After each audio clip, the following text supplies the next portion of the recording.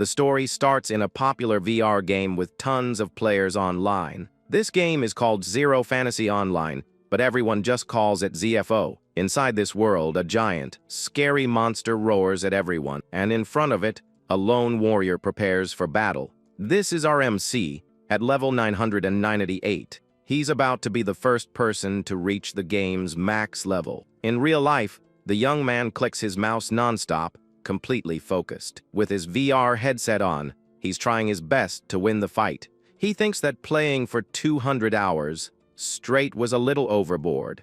The young man just wanted to achieve something and leave his mark on history. But in real life, he wasn't good at his studies or at sports. He felt like he would never be number one in anything he tried. Frustrated with this situation, he clenches his fist in anger. But in the world of ZFO, he believed he could be the best of them all. Back in the game, the monster charges forward with a devastating blow. The knight, however, smiles and prepares his perfect counter-attack. He leaps into the air to deliver the final blow and become number one. But at that moment, the player feels a terrible pain in his chest. His eyes widen in shock, and his vision starts to go dark. He feels great regret, as he was so close to reaching his goal. Then, the message "You died" pops up on his computer screen. The young man ended up passing out for good in front of his computer. Suddenly, he wakes up in a dark place and sees a distant light. Slowly, his vision returns, and he finds himself in the middle of a forest. He's in a strange body when he hears a desperate scream. Someone screams for a goblin to stop attacking their friend on the ground. But the green monster mercilessly tramples the man. At this, the other villagers run in desperation, fleeing from the monsters. The MC is shocked because he recognizes the goblin as being from the game ZFO. While he's thinking, a man with a pickaxe attacks the monster from behind. The villager lands a hit on the monster's head, but it doesn't do much damage. With that, the creature turns around, annoyed, and reveals itself as a level 7 fire goblin. The level 1 farmer is terrified by the huge power difference between them. Meanwhile, our MC realizes that he can now actually feel his body for real. Then it all clicks, and he realizes he's been reincarnated into the world of the game ZFO. With this discovery in mind, he immediately decides to check his status. A blue screen appears, showing his name is Alan, and he is at level 1. The young man is disappointed, as he was so close to being the first to reach the max level. At that moment, one of the villagers calls him an adventurer and asks for his help. The man desperately yells for the young man to save them from the monsters. The MC finds it strange that an NPC recognized him and is asking for his help. This means that, just like in the game, this world has a main storyline. He then asks them to wait a moment, as he's going to set his class right now. The villager is shocked and says it's impossible for a level 1 to beat that goblin. The young man agrees with him and wonders how he's going to defeat the creature. He looks at the class selection screen, thinking it will be difficult with a normal one. Among the options, he sees one called Crafter, which only has 1 skill. The young man remembers that in the game, this was considered the worst class of all. But he has a plan because the game's setting has now become his reality. With this, he believes he can use a specific feature of the Crafter class. Without hesitating, the young man touches the screen, and his class is set to Crafter. A blue light surrounds him, and he decides to test his new ability. The protagonist then concentrates and activates the skill called Craft. An energy cube forms in his hand and starts to change shape rapidly. Suddenly, an assault rifle appears in his hands, ready to go. He smiles, satisfied that his ability to create things worked perfectly. He remembers when he studied to become the most brilliant mind in the world. His knowledge was so vast that he even understood the structure of a fighter jet. The villagers are shocked, as they've never seen a weapon like that, and question his class. The MC then realizes that even in this world, the Crafter class is underestimated. As the new monster arrives, the young man puts his finger on the trigger again. He then fires over the villagers' shoulders to protect everyone. Aiming carefully, the young man hits the smaller goblins that were approaching. The creatures are hit dead on by the shots and have no time to react. The 2 men from the village look at the scene in complete shock. After that, The protagonist blows on the tip of the weapon like a pro. He realizes he can bring any modern weapon into this medieval world. That's why the young man believes the crafter class is the best of all. The villagers still don't understand how a level 1 defeated a level 7 goblin. They look at the adventurer and wonder what just happened there. The young man then offers his help so they can defend themselves on their own. At that, one of their weapons glows with an intense, blue, magical energy. The two men hold the rifles and are impressed with the creation. They then thank the young man for giving them such powerful equipment. One of the villagers worries about the chance of accidentally hitting an ally, but the young man says there's no danger because he put a restriction on the weapons. To prove his point, he fires in the direction of one of the villagers. Using his creation ability seems to drain a bit of his energy. The bullet bounces off the man's arm without causing any kind of injury. With that, they are filled with confidence and start shooting at the monsters. The creatures don't stand a chance against the firepower of the assault rifles. The young man watches the scene with a calm and very satisfied look. Suddenly, a level-up screen appears, and he goes up to level 2. A chart explains that the experience is shared with the weapon's creator. After the battle, the villager hands the magic stone to the protagonist. He looks at the item and recognizes it as the stone from a fire-type goblin. These magic stones seal the monster's power and can be sold at the Adventurers Guild. Their energy is extracted for various uses. Suddenly, one of the men screams in fear and points forward. A giant goblin with armor and a shield appears before the group. The young man recognizes the creature as a very powerful boss class monster. A screen reveals it's a level 13 goblin knight, much stronger than the others. Even so, the villagers feel confident and start shooting at the monster, but the bullets ricochet off the goblin's shield without doing any damage. The creature then smiles and mocks them, as it doesn't even feel a tickle from the attacks. With that, the men from the village are in shock, as their shots don't work. The MC realizes that at his current level, it will be hard to create a weapon strong enough. Without wasting time, the goblin knight charges, running toward them. Desperate, the villagers yell for the young man to run, or he'll end up getting taken out. He then grabs the magic stone and remembers he can use it for crafting. At that, the monster attacks with its club, but the young man already has a plan in mind. While dodging, he wonders if he can consume items as crafting material. So, he decides to test this theory by using the magic stone with his ability. An intense blue light surrounds the item, and a new piece of equipment begins to form. In seconds, a powerful rocket launcher appears in his hands, ready for use. The young man smiles, because using the magic stone as a material gave it a special effect. Sometime later, a giant stone golem appears in front of him out of nowhere. The adventurer, now level 13, just wanted to test his new creations in the forest. He just didn't expect to find a level 20 stone golem so soon. Even so, he doesn't hesitate and starts firing his assault rifle at the creature. The shots hit the stone monster dead, but don't seem to have any effect. Small, smoking holes appear on the golem's body where the bullets hit. To the young man's surprise, the stone giant begins to regenerate rapidly. In a short time, the golem is as good as new, without a single scratch on its body. The MC realizes that besides having an absurd defense, the monster also regenerates. He understands that physical attacks won't work, and he needs a new strategy. With a plan in mind, the young man decides to create an attachment for his weapon. Activating his ability once more, a bright blue light surrounds him again. A new item starts to materialize in his hands, ready to be used. The attachment fits perfectly onto his rifle, increasing its attack power. He thinks that if he loads a magic stone into the weapon, the power will increase a lot. With the right modification, he believes he can boost his rifle even further. Then, the young man opens his inventory to get the item he needs for the plan. From it, he takes out a golem magic stone that he found along the way. The young man fits the gem into the new slot on his weapon and decides to test it. At that, the stone begins to glow with an intense light, releasing its energy. The boy watches carefully as the magical power flows throughout the entire rifle.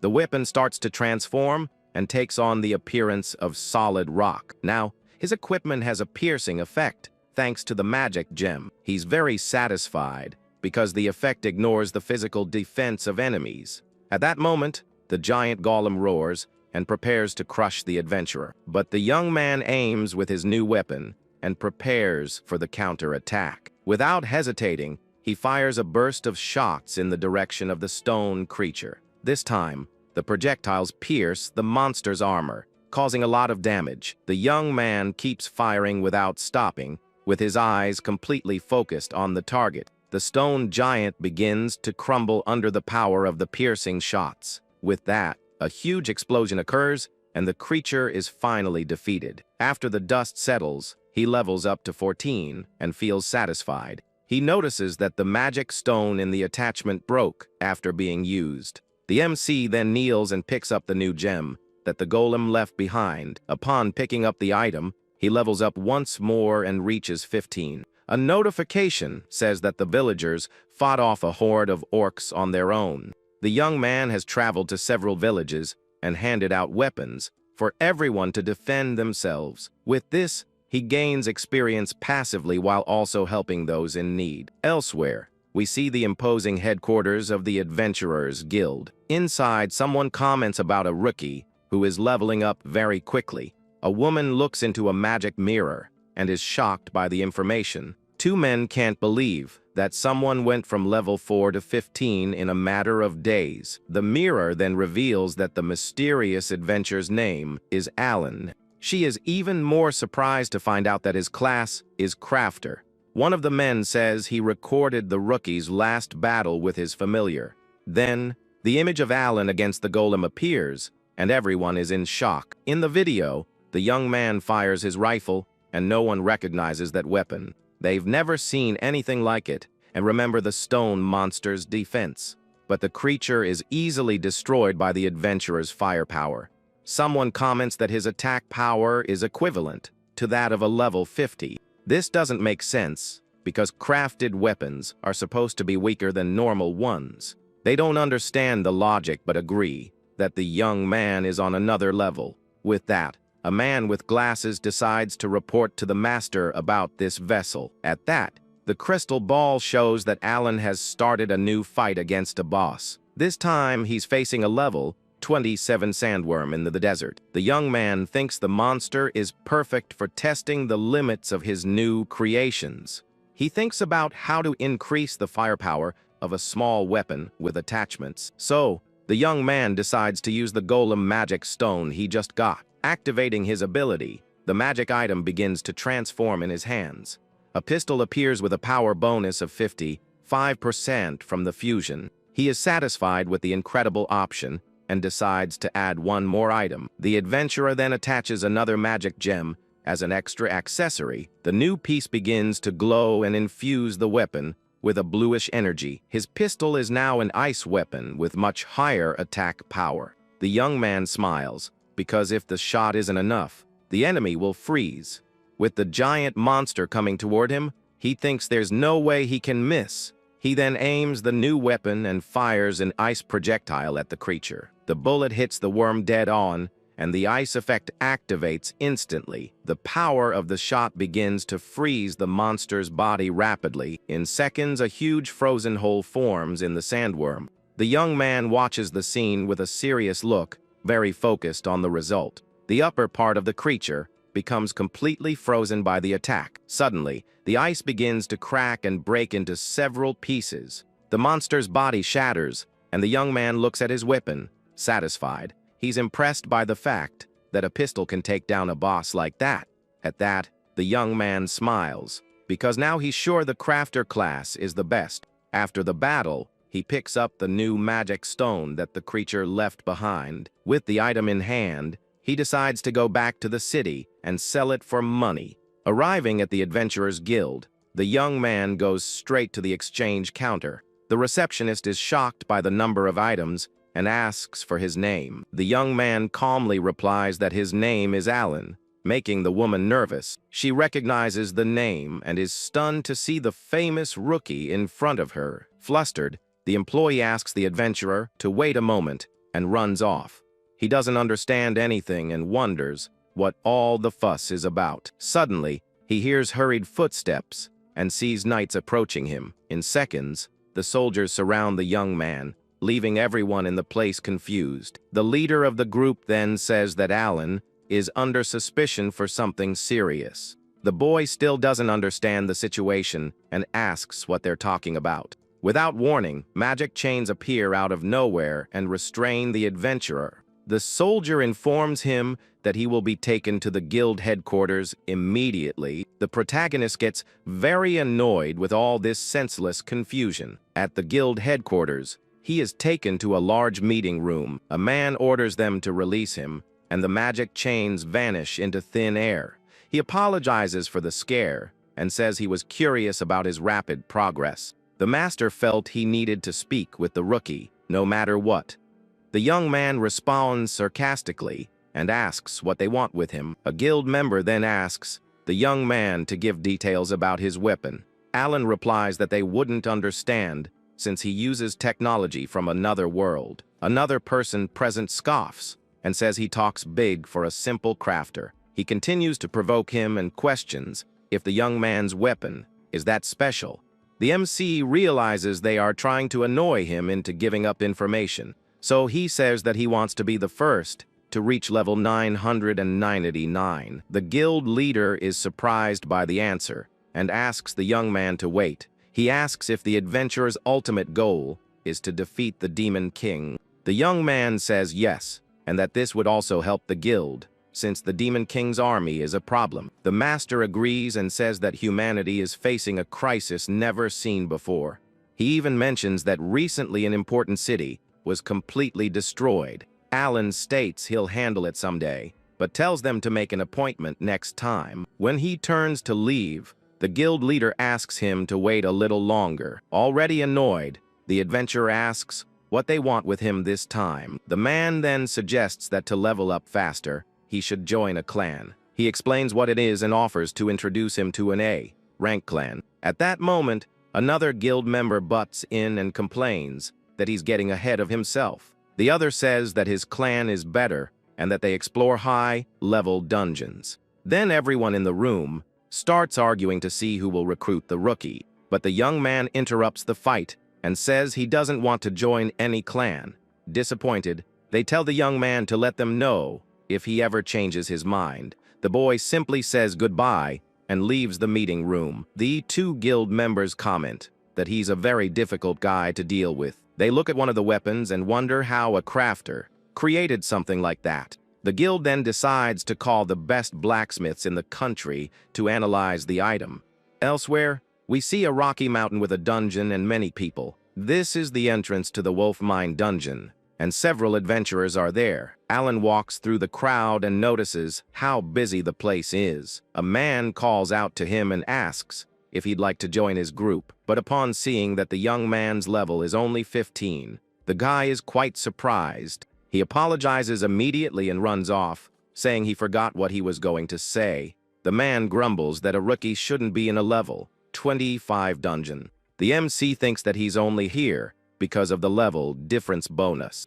This system gives more experience for fighting much stronger monsters. Suddenly, the adventurer hears a girl's desperate scream nearby. He sees a group of men trying to force a young woman to go with them. The group's leader is named Lucas, and he wants the priestess Emma to join their team. The people nearby mention that the guy pressures women into joining his party. Everyone is afraid because the swordsman's level is very high, and he attacks without thinking. The priestess yells for them to stop because she only wants a party with people at her level, but the man scoffs at her and tells the girl to take advantage of the situation. The whole group smiles in a strange way and says this will be good for them too. Suddenly, a blue aura appears and surrounds Lucas, leaving him very confused. At that, a bolt of lightning strikes him, and the swordsman gets a very strong shock. A bronze statue in the shape of a hand rises from the ground and knocks the man down. Alan approaches the young woman and apologizes, saying it's hard to control. He says with a straight face that his creation ability missed its target. The swordsman on the ground writhes in pain and doesn't believe the mistake excuse. He gets up furiously and threatens the protagonist for attacking him like that. The young man says he was just testing his ability and that the guy was in the right spot. The man gets even more irritated with the young man's audacity and curses at him again. Without a second thought, the swordsman draws his sword and prepares for a fight. But upon looking closer, he realizes the adventurer is at level 15. His friends mock him for picking a fight with a low-level rookie like that. Lucas then says it would be embarrassing to fight with trash and decides to let him live. The girl thanks him for his help, and the two start to walk away from the group of idiots. She says that he saved her, but the young man replies that's not quite what happened. Suddenly, the swordsman shouts and says their conversation isn't over yet. He says he spared his life, but he didn't say he would let him walk away in peace. The MC turns around and asks what the man plans to do now with the two of them. The swordsman then points to the dungeon and proposes a competition between them. The contest will be to see who can clear the dungeon in the shortest amount of time.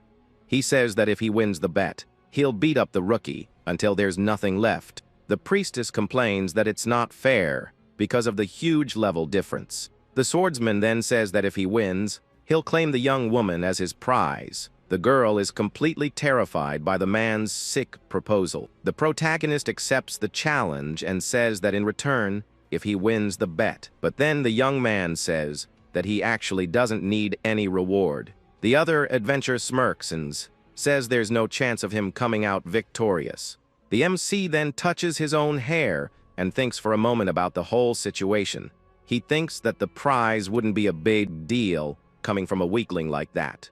The swordsman becomes furious with the young man's taunt and clenches his teeth in rage. He understands that the rookie is just an arrogant fool who doesn't know his place.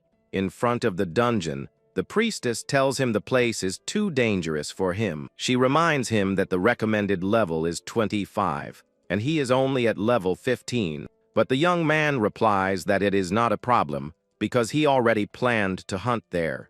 As they approach, the swordsman asks if he is going in alone. He then suggests the guy recruit some newbies to form a party. The protagonist shoots back that a level 65 can't do anything without his crew. At this, the swordsman gets very angry at the adventurer's provocation. The boy ignores him and says he doesn't care if he hangs out with his friends. Suddenly, the girl runs toward him and offers to join the mission. With that, a party invitation screen appears in front of the protagonist. The guy looks at the notification and seems to think for a brief moment. He then declines the priestess's invite, leaving her quite shocked by his attitude. The girl doesn't give up and starts begging him to let her tag along. She says she feels responsible and can't let him go into the dungeon alone. The adventurer gets a bit annoyed and thinks that this woman is very stubborn. Without much choice, he sighs and finally agrees to accept her help. With a tap on the screen, the priestess's party invite is accepted. The girl breaks into a huge smile and thanks him a lot for the chance to help. The swordsman then yells at the young man not to let the girl get taken down in there. His group smiles in a weird way because they want to give her a hard time later. This makes the priestess uncomfortable with their nasty comment. Without wasting any more time, the guy touches the dungeon portal to start. At the entrance, a panel shows the time record, which is 19 minutes. The protagonist smiles confidently and says that with his current power, it will be very easy. Then, the two step into the portal to start the dangerous time trial. Inside, they find a horde of monsters waiting for an attack. Several bats, caterpillars, and undead warriors appear in their path. The girl gets worried about the number and the high level of the creatures, but the young man says it is not a problem because they are just a bunch of weaklings. He then asks the girl to put her staff away because it is getting in the way. The guy says that since she joined the party, she will have to fight too. With that, he uses his skill, and a blue aura surrounds the two of them there. Suddenly, two submachine guns appear in the priestess's hands. She is startled by the weapon, and the adventurer says only he can create it. The young man explains that using it is quite simple, and she just needs to aim at the enemy with a serious and focused look. He tells her to just pull the trigger. Then the protagonist starts firing his weapon, and hits several monsters at once. The girl is amazed, and the guy tells her to stop staring and fight. She then starts shooting, but the recoil makes her lose control completely. Alan explains that he made the recoil strong on purpose, so she would hit everyone. He says the chatting is over, and now they are heading straight to the final boss. Somewhere else, the swordsman fights the mine monsters with his sword. After defeating the creatures, his group gathers to rest a bit. One of the members comments that the leader was pretty mean to the rookie adventurer. He says the dungeon summons an extra boss on someone's first time. The swordsman then smiles and admits that this is why he provoked the guy. He believes the rookie won't even get close to the first boss. Lucas also says that even if the boy makes it there, he will end up being defeated. He gets annoyed remembering he was made a fool of and wants Alan to fail miserably. Meanwhile, the adventurer and the priestess arrive at the boss room. The guy sees that not even 10 minutes have passed, and the girl is shocked by the time. He then complains that if she hadn't fallen for the traps along the way and also gotten stuck in another wall, they would have taken half the time. The girl apologizes, saying this is her first time in a dungeon. At that, the young man levels up 3 times and reaches level 18, feeling satisfied. Emma only leveled up once, and the guy realizes the villager's bonus is huge. The girl tells him to stop getting distracted,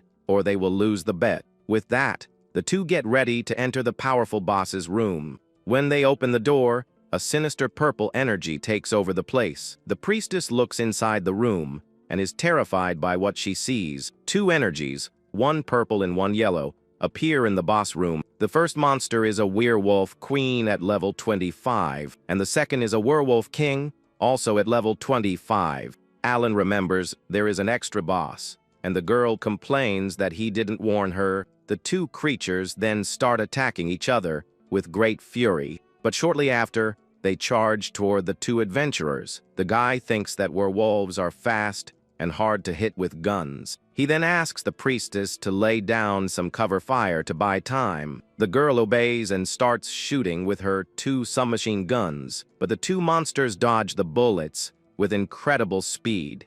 Emma realizes her attacks are not working and becomes desperate. The young man finds the situation a bit problematic because the enemies split up. He tells the girl to handle the queen while he faces the powerful king. The bullets keep missing the creature, which dodges with ease. The priestess can't believe they can dodge every single shot. With that, the queen gets ready to attack with her sharp claws. The creature jumps toward the girl to deliver the final strike of the fight. The protagonist smiles because he had already predicted this entire move. The girl screams in fear as the werewolf is about to attack her. Alan then activates his creation skill. Once again in the battle, blue energy circles appear on the feet and hands of the 2 creatures. With a serious look, the guy gives the order to capture the monsters. Magical bear traps snap shut and lock the werewolves in place. The 2 beasts scream in pain and can no longer move around the area. The priestess is shocked and wonders if they really stopped. The adventurer says he just needed her to buy a little time. Emma is amazed because she didn't know the skill could be used like that. The guy feels happy for having tested his ranged creation earlier. With the monsters trapped, he approaches to finish the battle. He creates a pistol and says a werewolf that doesn't dodge is just a regular mob. The werewolf king tries to break free from the trap, but can't move an inch. With that, the guy points his weapon at the defenseless creature on the ground. With a cold look, he says goodbye and prepares for the final shot on the beast. After defeating the monster, he picks up a purple crystal that dropped from its body. The adventurer then turns around and looks toward his teammate. At that moment, the priestess runs over and says she also managed to defeat the queen. Then, a system screen pops up showing they broke the place's record. The young man says the job is done, and now they can finally go back. Walking out of the portal, they see the villagers, who thank them a lot for the help. The girl asks about the weapons, and the guy says she can keep them. The swordsman's friends see the 2 and notice that only 10 minutes have passed. They think the duo gave up and is running away to avoid meeting the other group. The protagonist then asks what they are talking about, and says they are already done. With a mocking smile, the two adventurers tell him to stop lying. The young man then tells them to check the crystal since a new record was set. The swordsman's friend doubts it and says his joke isn't funny at all. He also says the guy has no level and that his class is garbage. With a smile on his face, he touches the crystal to prove the young man is lying, but instantly, his face changes to an expression of pure shock. The crystal shows the record of 9 minutes and 48 seconds. Shocked, one of them falls to the ground, and the other doesn't understand how it was possible. The protagonist surrounds himself in a blue aura and says he will give a special tip. He then uses his skill and creates several weapons right in front of everyone there. One of the guys holds the weapon and wonders what kind of gear that is. The screen shows the attack power is 153, which is very high. The priestess smiles and explains that the weapon is very easy to use. She says you just need to aim at the enemy and pull the trigger. With that, the girl starts shooting, and the guys are amazed by the power. One of the adventurers turns to the young man and asks who he really is, but when he tries to speak, the guy had already vanished from the spot. Meanwhile, the crowd gathers to see the weapons, and the adventurer walks away. The guy thinks that staying there any longer is just a total waste of time. With that, he turns his back on the crowd and decides to leave the place. In the middle of everyone, a white-haired girl watches the young man walking away. She seems very interested in the guy and his weapon creation power. A few minutes later, the swordsman's group finally exits the dungeon. He brags, saying they almost broke the 50-minute mark. Then, the group sits down to wait for the rookies to come out of the dungeon. His friends laugh and say the two must already be eliminated inside. One of the other adventurers walks up to talk to the swordsman. He lets him know that the swordsman's opponents have already gone home. Lucas gets furious and wonders if the two guys ran away scared of him. His group starts laughing and says the leader was completely fooled, but the other adventurer says that's not exactly how things happened. The swordsman doesn't understand and says they were faster than his group. The guy explains that they weren't just faster, but they broke the record. With a shocked look, the swordsman can't believe what he just heard. He then runs toward the crystal and says, "This is impossible to happen." Not believing a word, he touches the crystal to see it with his own eyes. The panel then shows the new record of 9 minutes and 48 seconds. He remembers his group took almost an hour to clear the dungeon. One of his friends calls out to him to see if he is okay after the news, but the swordsman starts freaking out because he can't accept being outdone.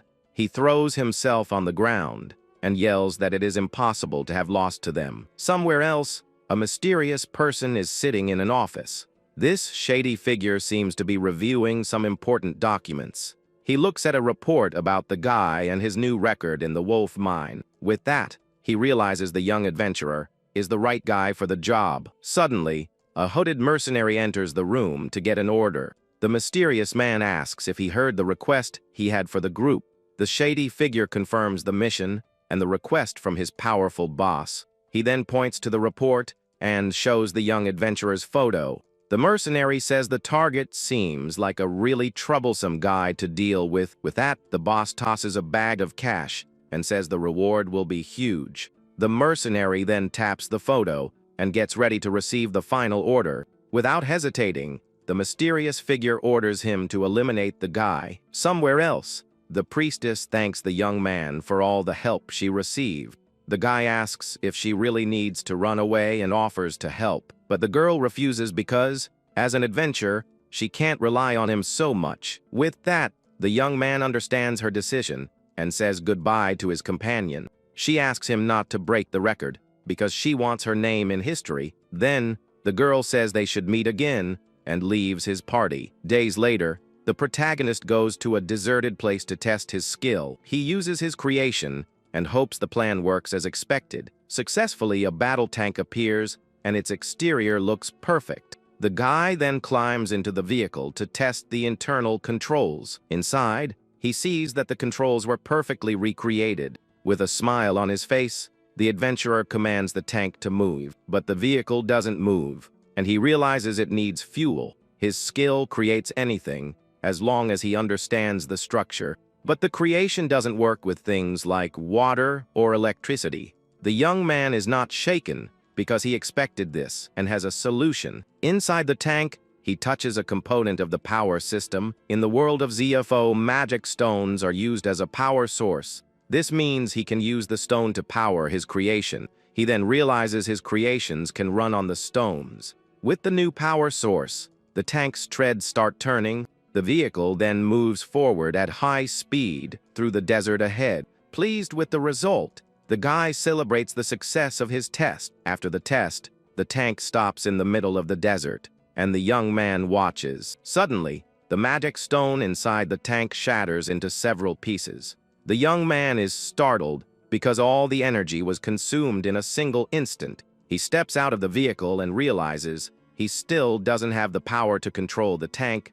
The guy understands he needs better stones, but is happy with the test. With that, he decides to try something smaller and uses his creation skill. This time a voice-controlled recon drone appears in front of him. The adventurer then places a new magic stone in the drone's compartment. With the power on, the object starts flying, and he wonders about the battery life. The guy commands the drone to fly up and record everything around the desert. He smiles because the device's performance is at a very acceptable level. The young man thinks that if he puts a weapon in place of the camera, it becomes a weapon. He then grabs a tablet to take a look at the recorded footage. The protagonist notices the recording turned out much better than he imagined, but suddenly he pauses the video when he spots something weird on the screen. He sees a group of people watching and wonders if they are after him. The guy remembers the guys from the mine and notices their strong, hostile intent. Not liking the situation,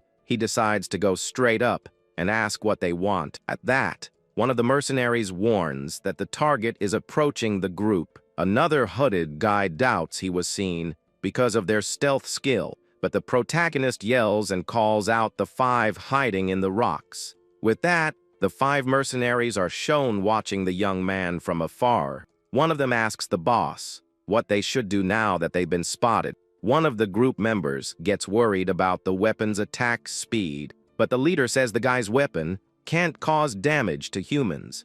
The young man shoots back that the mercenary got the whole situation wrong. At that, the boss corrects him and tells them to stay on guard because the target is dangerous. The adventurer then says he doesn't like hide and seek and tells them to come out. The group leader then appears and says they were caught off guard. With that, the 5 mercenaries reveal themselves and stand in front of the protagonist. The guy stares at the group and asks what their goal is there in the desert. The leader of the hooded men tells the young man not to stare at the group like that. He then reveals that their goal is simply to eliminate the guy. With that, the young man notices that the 5 enemies have vanished from his sight. He thinks they are 5 guys with very high stealth skills. The guy feels lucky to have chosen a very fast, firing weapon.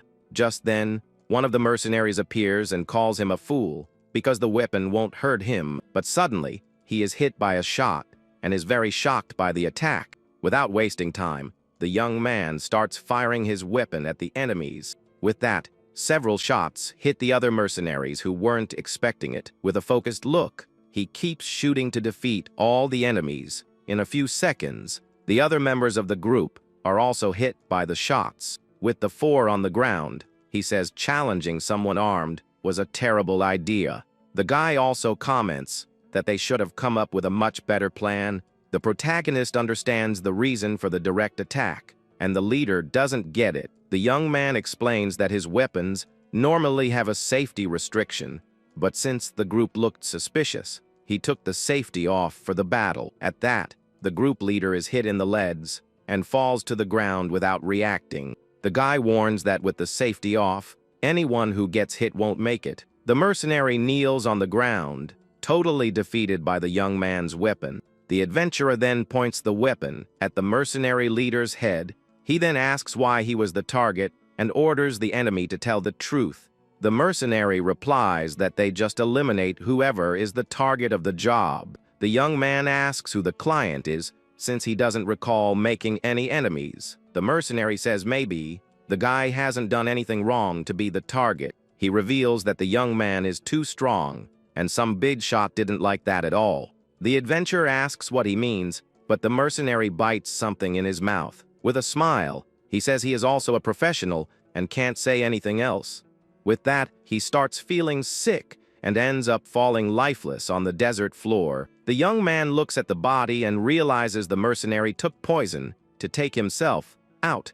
He steps back and thinks about being called strong even though he is at level 24. Suddenly, a voice praises him for turning the tables on the mercenaries.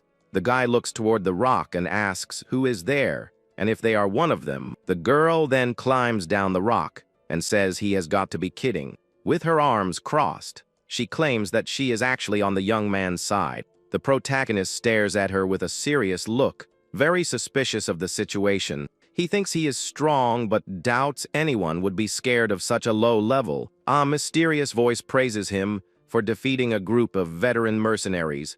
He then turns around and asks who the person is, and if they are with the enemies. The girl in red boots climbs down the rock and says of course she isn't. She crosses her arms and claims that she is actually on his side in this fight. Even so, the adventurer remains skeptical and stares at her seriously. The girl then suggests they team up, because it would be a good deal. But the guy refuses and says he doesn't need companions now or ever. He remembers the priestess and thinks there might be a single exception. The girl asks him not to be so defensive and to hear what she has to say. She then reveals she has an idea of who hired the mercenaries after him. Surprised, he asks who it is and asks her to confirm one thing first. The girl confirms he is Alan, who broke the wolf mine record. The young man explains that she asked because his stats were hidden from everyone. He opens the menu and says fame is annoying, so he changed the settings. With his stats visible,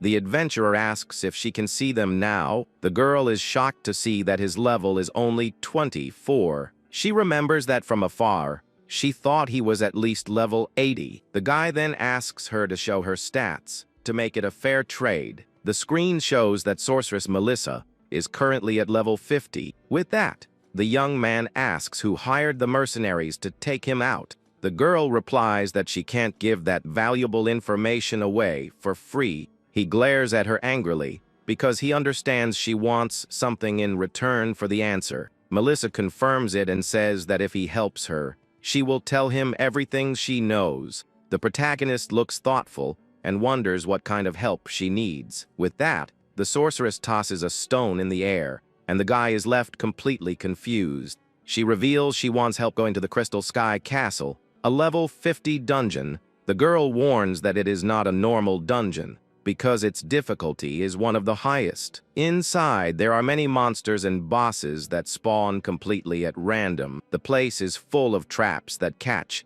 even the most experienced adventurers off guard, and deep within the place is the Crystal Dragon, a boss on a whole other level. The young man then asks if what she wants is help clearing that dungeon. The girl says she will give him the info if he hands over the Jade Dragon orb that drops from the boss. The guy thinks this orb is top-tier material for someone at the sorceress's level. Melissa then asks whether or not he will accept the deal she just proposed. She thought a level 24 wouldn't be able to do it, and only agreed to ask. But the adventurer accepts right away, and the girl is shocked by his quick response. Annoyed, she asks if he was listening to what she said about the dungeon. The sorceress yells that the recommended level is 50, and the area is very dangerous.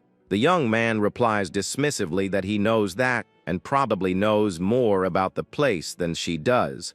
He remembers having cleared this stage 10 times, and that he needs to get rid of whoever is after him. Melissa then says she doesn't mind as long as he accepts the proposed job. With a gesture, she gets ready to seal the deal with her new teammate. Alan says that since it is settled, they can go, but she denies it right away. With an annoyed look, the girl says that unfortunately, they can't do that just yet. The guy then turns around and asks the adventurer what the reason for not going is. The sorceress explains that there are 2 reasons, and the first is how to reach the castle.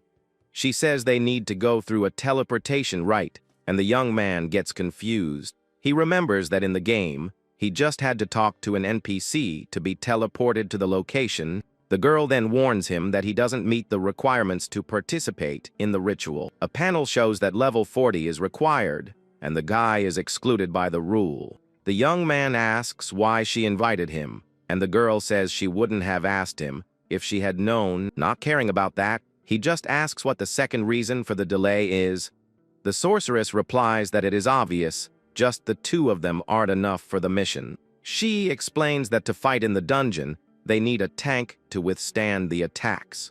The girl continues and says they would also need an attacker with a lot of damage. She explains that as a sorceress, her attacks are area of effect and not focused on a single target. With that, his priority is to level up, and she says she is in no rush for the mission. The sorceress says this is a problem because she is in a hurry, and he asks the reason. Surrounded by a blue aura, he reveals he wants to be the first to reach level 99. With a determined look, the guy says he has no time to waste on trivial things. The girl says it is good to have dreams, but the only option is to level up to 40. The guy agrees and says the teleport's level restriction is a real problem. He then looks at the castle in the sky and thinks not even flight magic could reach it.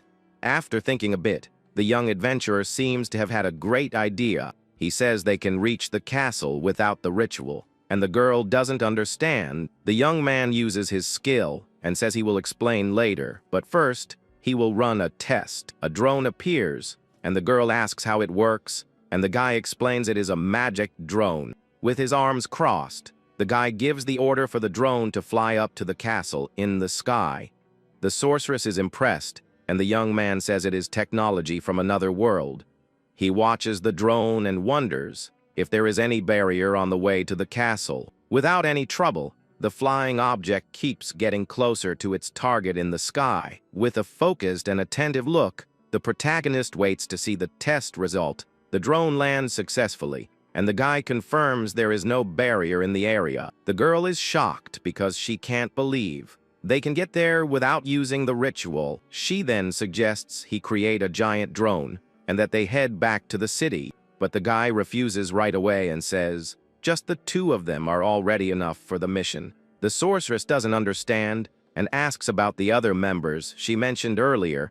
The young man says he could even do it all alone, and the girl wonders where the confidence comes from. The adventurer also warns that he won't build a giant drone for the trip. He explains that the bigger the object, the worse the magic fuel efficiency. With a serious look, the adventurer asks what the plan is to get to the dungeon. The guy replies that they will use a new power source different from the stones, and to surprise her even more, he reveals he won't build a giant drone. The young man reinforces that a large vehicle would fall before reaching its final destination. With a serious look, the adventurer asks what the plan is to reach the dungeon. The guy replies that they will use a new power source different from the stones. The girl is surprised and asks what this new power source would be. With a confident look, the young man turns to his teammate, and with a smile on his face, he reveals that she will be the power source. He explains that as a sorceress, she uses magic,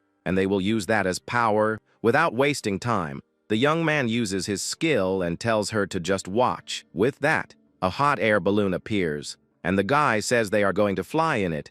The adventurer then tells the girl to get in so they can test the creation. The sorceress asks what she should do, and he tells her to fill the balloon with wind. Without questioning, the girl uses her wind magic to inflate the large balloon. With her magic, the huge object starts filling with air quickly. After inflating the balloon, the young man says they now need to heat the air. He explains that anything that generates heat works, but flame hand is better. The girl then activates her skill, and a flame appears in her right hand. With a focused look, she raises her hand to heat the air inside the balloon. Suddenly, the balloon's basket starts lifting off the ground, and the girl gets startled. The guy explains that it is the difference in density that is making them float. He warns her not to let the fire go out, and she complains about not being told.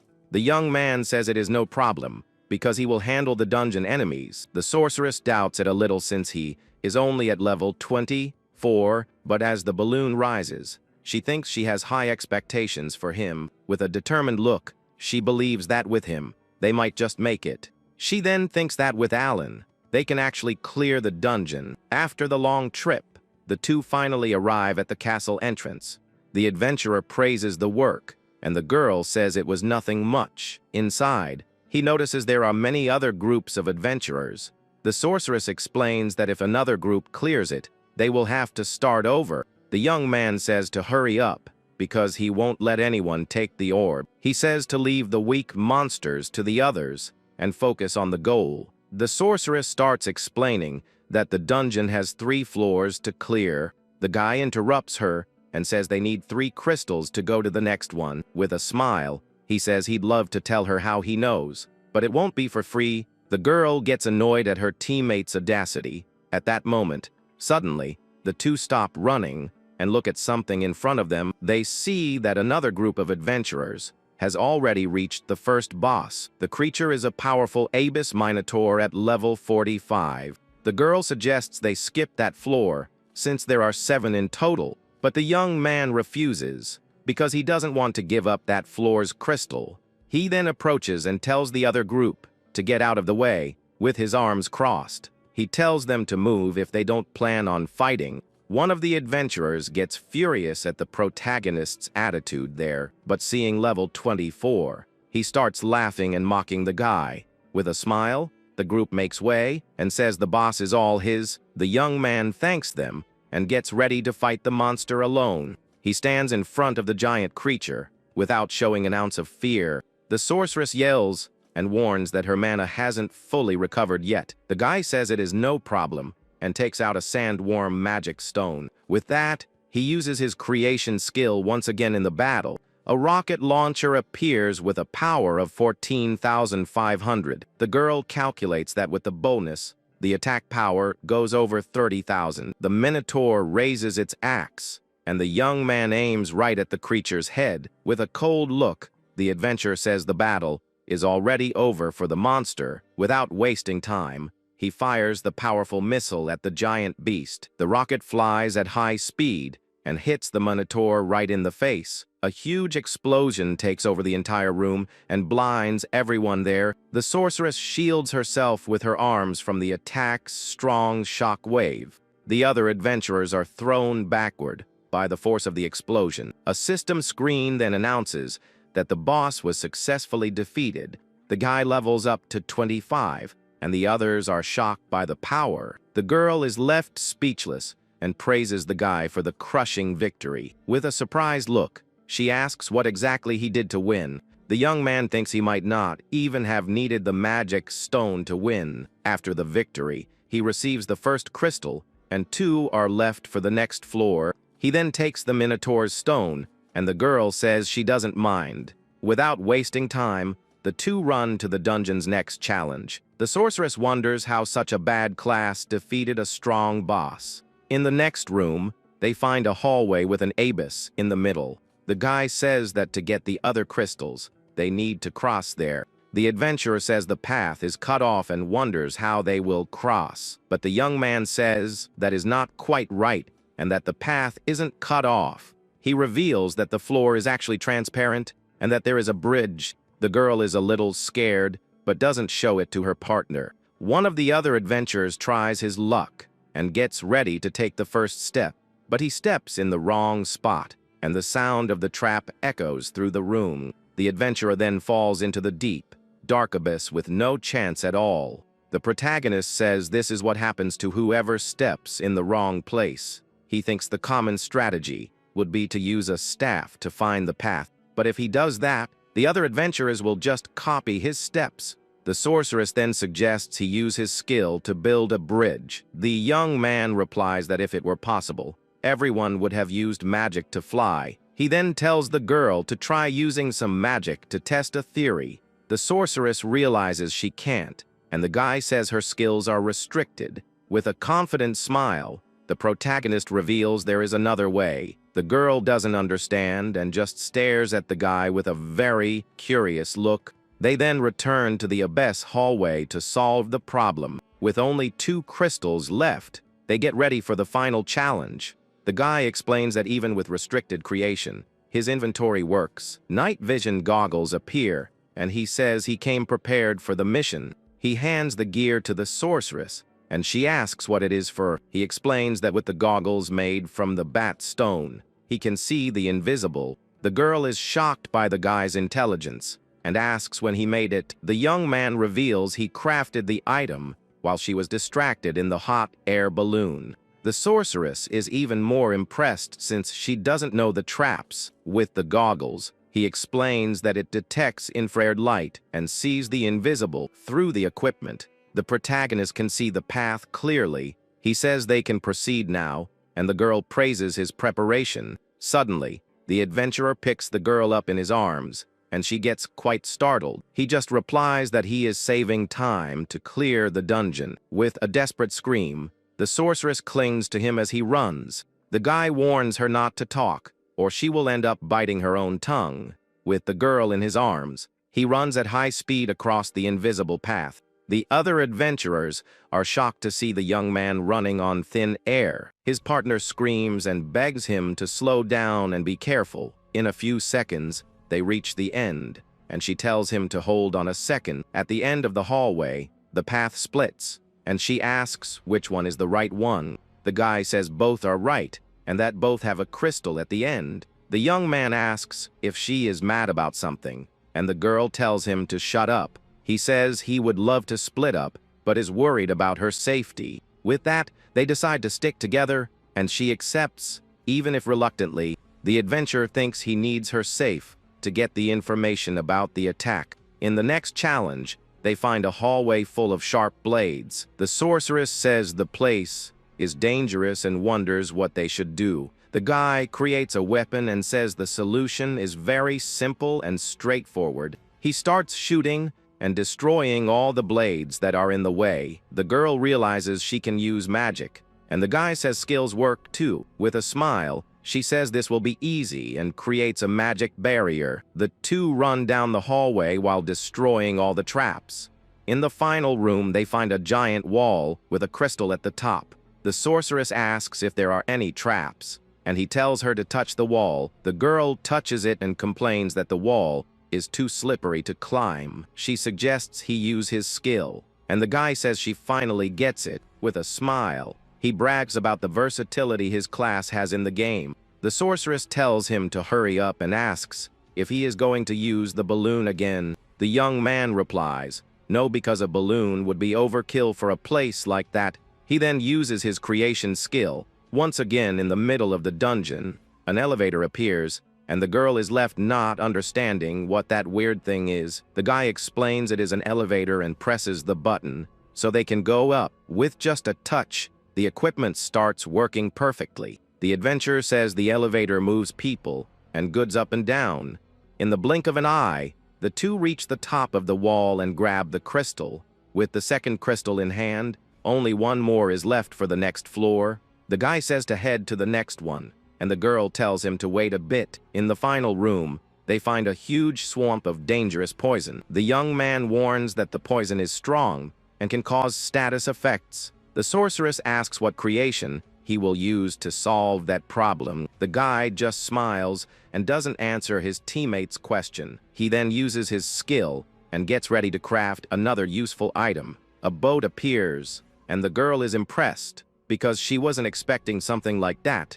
She thinks it is very normal, and the guy asks if she said something out loud. The girl brushes it off and thinks she was expecting something more mysterious. The protagonist says there is no need to overdo it and tells her to get in the boat. Inside, the sorceress asks about the oars so they can move. With a mischievous smile, he says that is where teamwork comes in. The girl doesn't understand what he meant and stares at him with a confused look. She then realizes her magic will be used as propulsion for the boat. With an annoyed look, she complains because that puts a lot of pressure on her. While she rows, the guy just relaxes and rests with his hands behind his head. After crossing the swamp, the two finally reach the last crystal. With the 3 crystals in hand, they finally complete the first floor. The girl says she thought it was impossible, but it was easy, and he replies that it is only natural. He then brags and says his craftsman class is the strongest of all.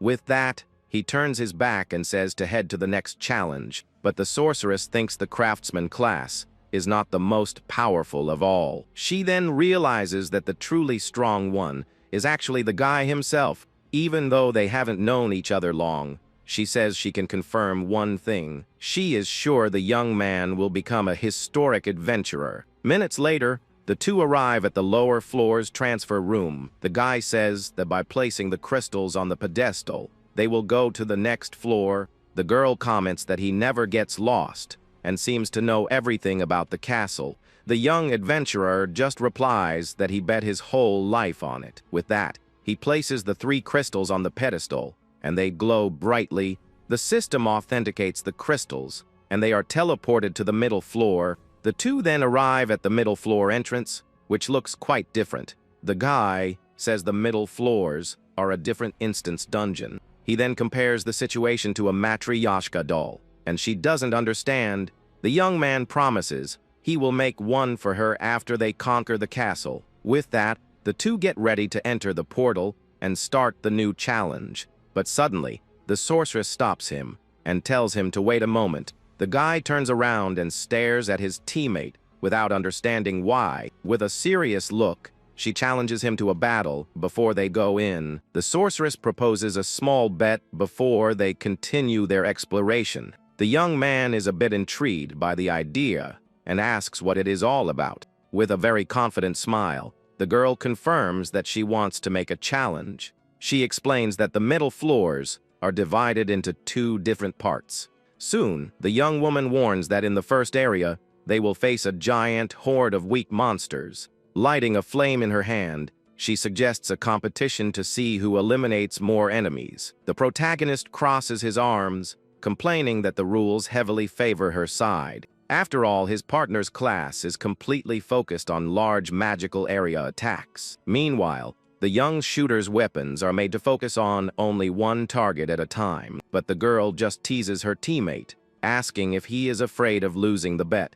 Placing her hands on her hips, she claims that she will show the true value of her power. With an intense look, the sorceress thinks she will make the shooter acknowledge her strength. At that, the adventurer accepts the challenge, thinking it will speed up the floor anyway. Standing in front of the blue portal, they agree that the loser will pay for an expensive potion. As soon as they step through the door, the duo comes across a bizarre crowd of creatures in the arena. Several half-pig monsters and goblins stare at the invaders with glowing red eyes. With a serious face, the blue-haired girl prepares to start her devastating attack. On the other side, the young man also focuses his gaze, ready to begin the unstoppable clearing. A system screen warns that the first test requires defeating 1,500 angry beasts. At that moment, the girl already starts casting a wind magic spell, turning the creatures into dust. Using all her power,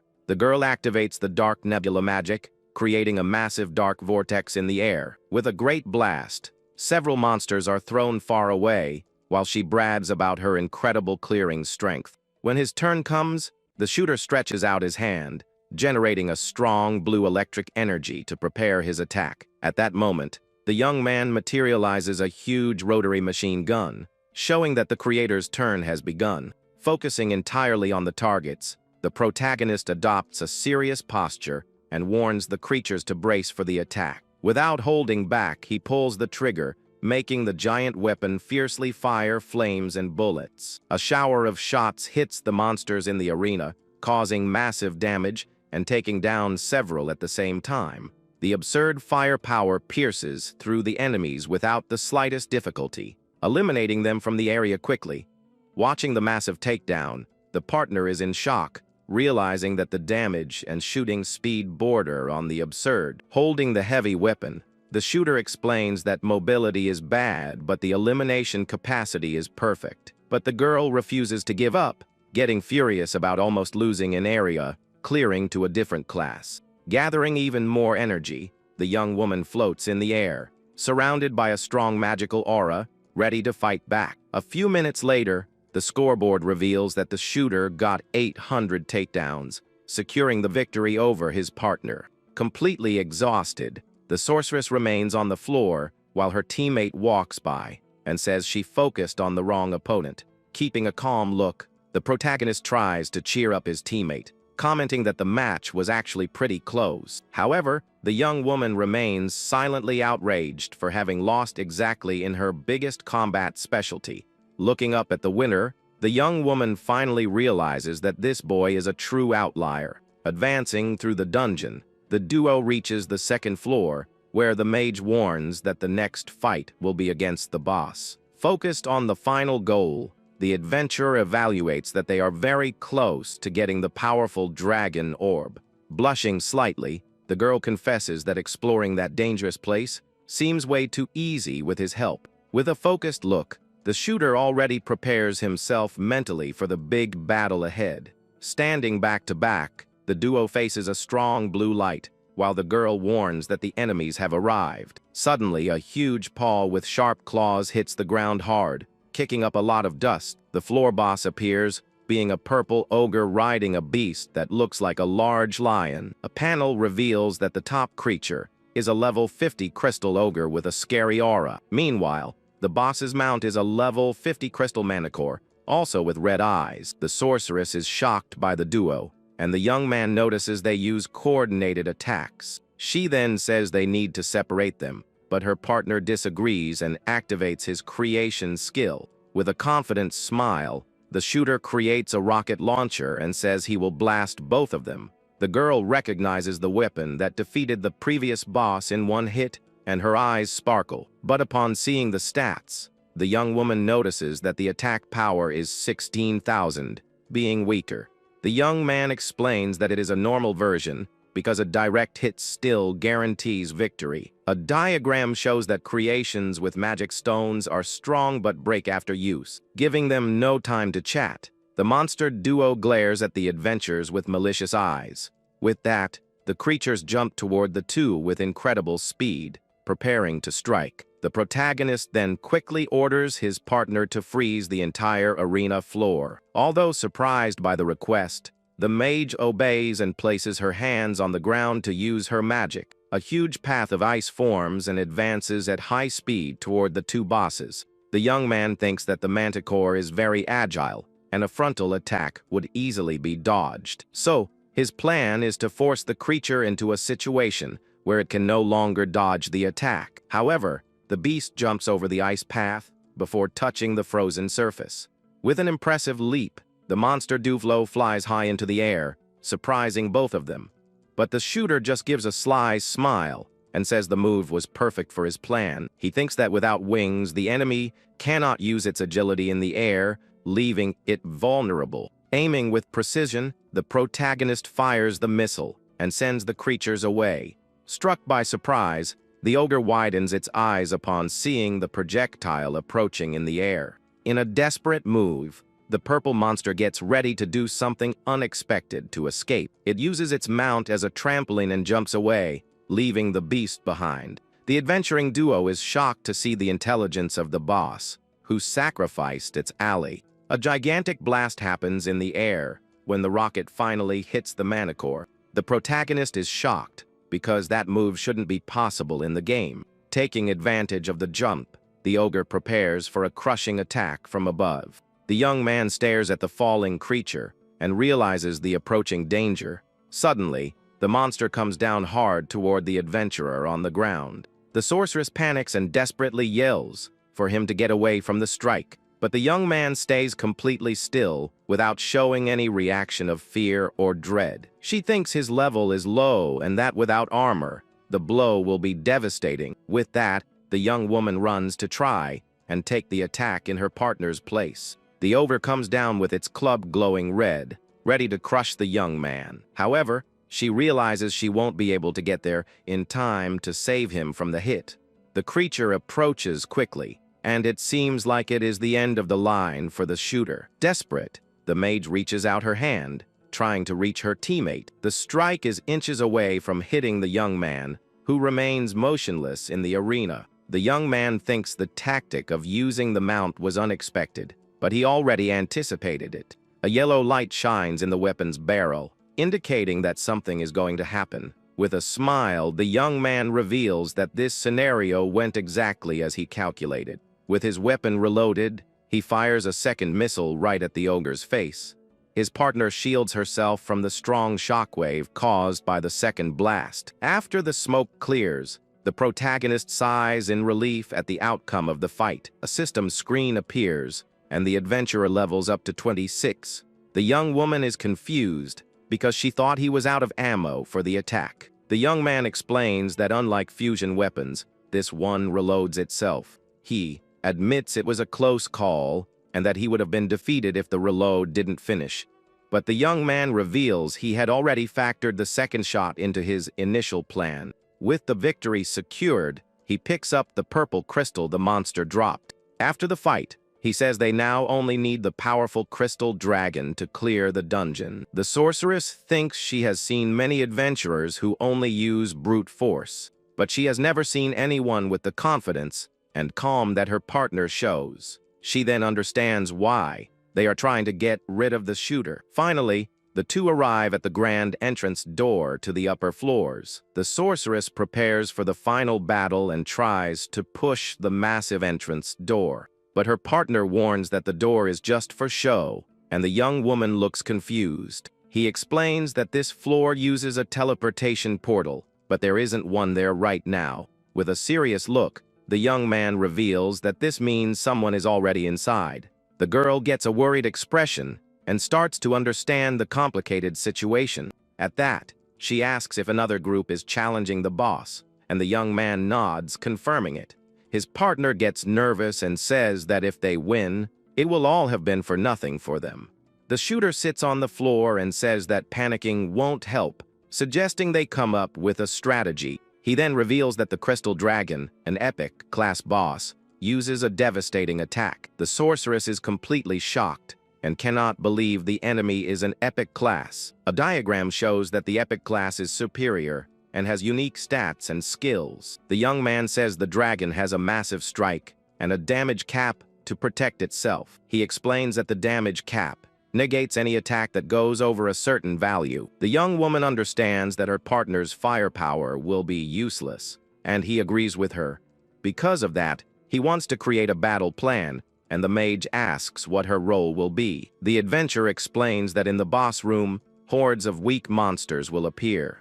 He then asks his partner to take care of the smaller enemies while he focuses on the boss. She agrees but asks about the devastating attack, and he tells her to hide when he gives the signal. Suddenly, the blue portal appears, and the young man says the other group's battle is over. With a serious look, he concludes they were wiped out since escaping the room is impossible. The girl gets nervous thinking that even experienced adventurers couldn't win, but the protagonist reassures her and says that if they follow the plan, victory will be theirs. With a determined look, the sorceress says she is trusting him entirely for this. The young man replies with the same determination and tells her to leave everything to him. As they walk, he thinks he cannot fall until he is the first to reach level 99. The two then step through the portal and arrive at the floor boss's massive arena. The duo observes the architecture of the place and realizes they have reached the upper floors, but the floor of the room is covered with the fallen members of the adventurer group that failed. The sorceress is shocked by the amount of fallen adventurers scattered all over the place. However, the young man says there is no time to be afraid and faces the challenge head-on. From the arena floor, a massive blue crystal creature begins to emerge slowly. With a watchful eye, the duo prepares as the great boss has finally appeared. Then, the enormous winged creature made of blue crystals floats imposingly in the arena. With a powerful roar, the system confirms that it is the level 50 crystal dragon. The sorceress is terrified by the overwhelming pressure of the epic class enemy, but the young man calms her down and tells her not to get swept away by the monster's intense pressure.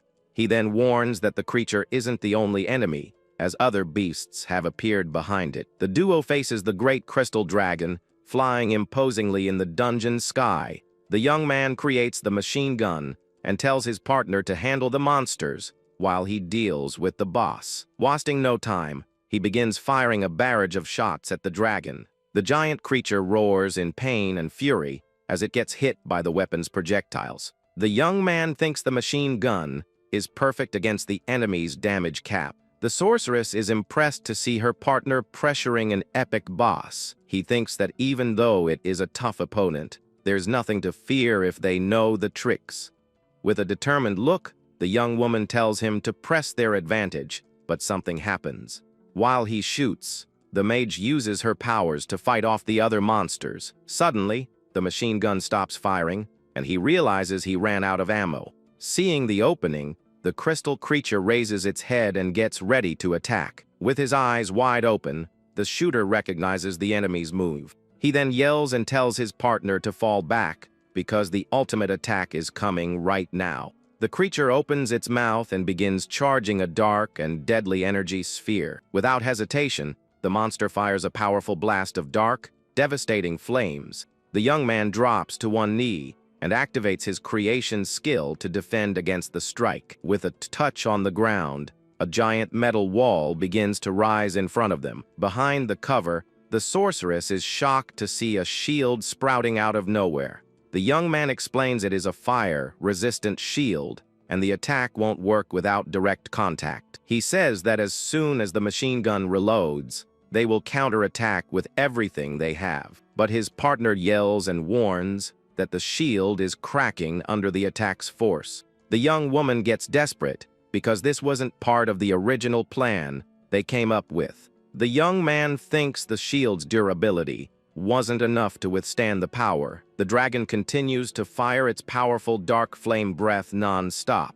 The metal shield cannot hold up and starts breaking apart under the pressure of the strike. The young man thinks he needs another method, since there's no guarantee a new shield will hold. With a deafening noise, the metal wall finally shatters into 1,000 pieces. The sorceress screams her partner's name, desperate about the extremely dangerous situation. But the young man grits his teeth and thinks he cannot afford to be defeated right there. With that, he activates his creation skill. Once more in the middle of the grand battle, a red fire extinguisher appears in his hands, surprising his partner. The girl is completely confused and asks what that weird thing is. The young man calmly explains that it is just a simple fire extinguisher. He thinks it was the first thing that came to his mind to put out the fire. To maximize its power, he fused the item with a crystal ogre magic stone. Running toward the attack, he wonders if his crazy idea will actually work.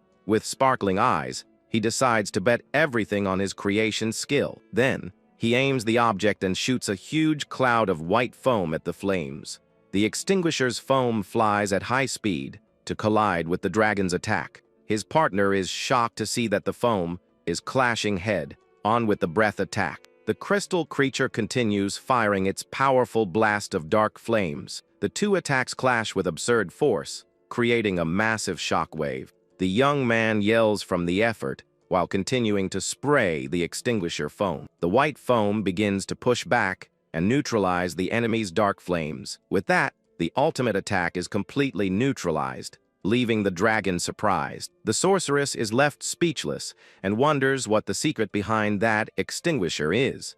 The young man explains that, as the name implies, it is just a tool to put out fires. With the crisis averted and his weapon reloaded, he says it is time to strike back. Without wasting a single second, he starts firing the machine gun again. The creature is hit by several shots, and its health bar begins to drop. The girl celebrates with a smile, seeing that the plan is working perfectly. The dragon roars in pain and backs away, while the duo carefully watches the scene. He then tells her to ignore the weak monsters, so they can finish off the boss together. The sorceress agrees with a determined look and accepts her partner's plan. With that, she activates her magic and creates circles of red energy to help with the attack. On the other side, the protagonist keeps firing the machine gun at full force.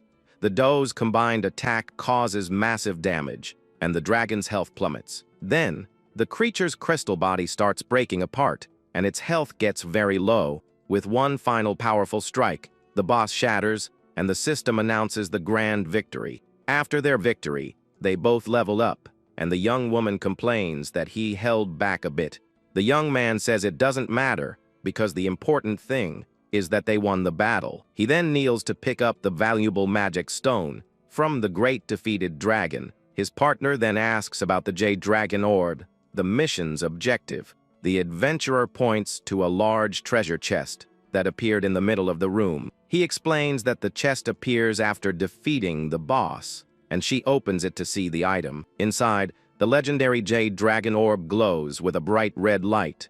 The sorceress grabs the epic item and celebrates that they managed to clear the dungeon. But suddenly, the young man interrupts her with a cold and dark look on his face. At that moment, he points a weapon at her head, and the girl gets very confused. The young man explains that by taking the orb, the mission ends, and they will be teleported. With a tense expression, the sorceress stares at her partner, waiting to see what he will do. He then asks if she forgot the terms of the agreement they made earlier. The shooter demands she reveal who sent the attackers to try and eliminate him. The young woman agrees to tell him everything and asks him to put that dangerous weapon away. He then lowers the weapon, and the girl sighs in relief at the less tense situation. She then prepares to reveal the identity of the person who wants him gone in the story. The two stare at each other in the empty room, waiting for the big revelation about the mastermind. But to his surprise, she reveals that she doesn't know exactly who gave the order. The protagonist is shocked and very angry at his partner's unexpected answer. Angry, he points the weapon again, and the mage asks him to calm down a bit.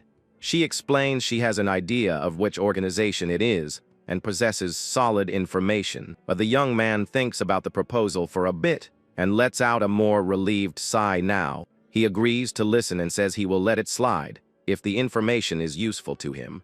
The shooter then asks which organization ordered his elimination, and she asks if it is a clan. The young woman replies with a serious look and says it is something much bigger than he imagines. With a dark expression, she reveals that it is the Adventurers Guild that wants to get rid of him. The young man is completely shocked and speechless at his partner's bombshell revelation. He questions the reason, since the guild's goal is to defeat the Demon King, and he cooperates. The girl explains that it wouldn't be a problem if he were just an ordinary adventurer, but the big problem is that the protagonist is simply too strong for them. At that, he remembers the words the attacker said to him before their fight. The attacker had said he was too strong, and that the powerful ones didn't like that. She says he is strong and, at this rate, might defeat the Demon King, which some people don't want. The young man asks why not, and she says the answer is actually very simple. The young woman explains that if the Demon King falls, the world will be at peace, and the guild will be disbanded. He concludes that they eliminate talents to protect their positions, and she confirms the theory. His partner reveals it is just a group known as the Demon King's Remnant faction. The shooter then asks who the faction's leader is and thinks about defeating him to solve this. However, the young woman reveals that the big problem is that no one knows who the group members are. She explains they don't help the enemy, which is why they don't commit open sabotage. His partner says the faction isn't limited to executives and includes many other types of people. Tavern owners and anyone who would be threatened by the villain's defeat could be a member. The protagonist scratches his head and thinks that if he thinks too much about it, there will be no end to it. The sorceress says that judging by the methods used this time, the culprit must be someone from the guild. He says he won't forgive anyone who gets in the way of his progress and asks about the other targets. The young man corrects himself and says he wants to know about other promising rookies who are also being hunted. Awkwardly, the girl reveals that she herself is one of those targets, and the young man feels embarrassed. The young woman coughs a little to cover up the awkward moment she just created. Regaining her composure, she gets ready to talk about the countermeasures against the pursuers. With a serious look, the young man faces his partner, ready to hear the rest of the information. But suddenly, a light teleports everyone outside, and the other adventurers are confused. One of the men is shocked and wonders if anyone managed to defeat the crystal dragon. At that, a glowing blue message starts to form in the sky in front of everyone. The system announces that Alan and Melissa defeated the boss, and everyone is very surprised.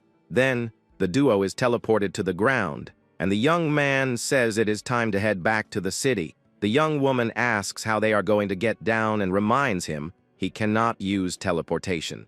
Calmly, he answers that it is no problem, and he will just create a parachute. She is confused by the object, but suddenly the other adventurers spot the duo. One of them points at the sorceress and deduces that the man next to her is the guy named Alan. The crowd approaches and congratulates the young woman on the feat of clearing the floor with just 2 people. The young man comments that she is a celebrity, and his partner brags that she is a rising star. The crowd gets excited and asks the girl to tell them how she managed to conquer the castle. With a smile, she tries to calm everyone down and says she isn't the amazing person there. Then, the young woman points to her partner and reveals his level 27, shocking everyone. No one believes it because he is a low level and has a class they think is useless. The protagonist looks at everyone's levels around him and realizes they are much stronger. With all the attention on them,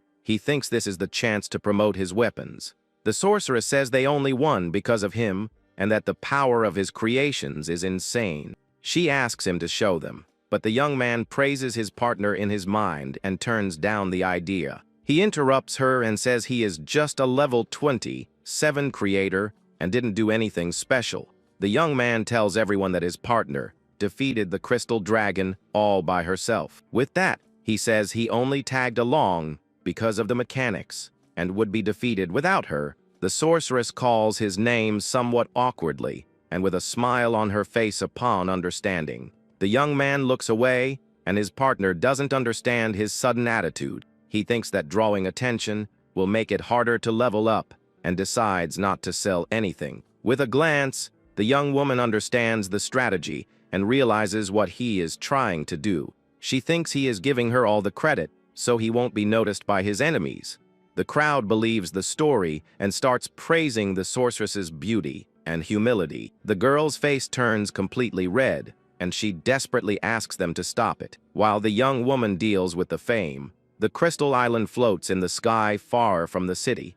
The scene then cuts and shows their kingdom's large and bustling royal capital. Back in the city, his partner asks what he will do, and the young man says he will go to the inn. With a serious look, the young man explains he will use his magic stones to create items.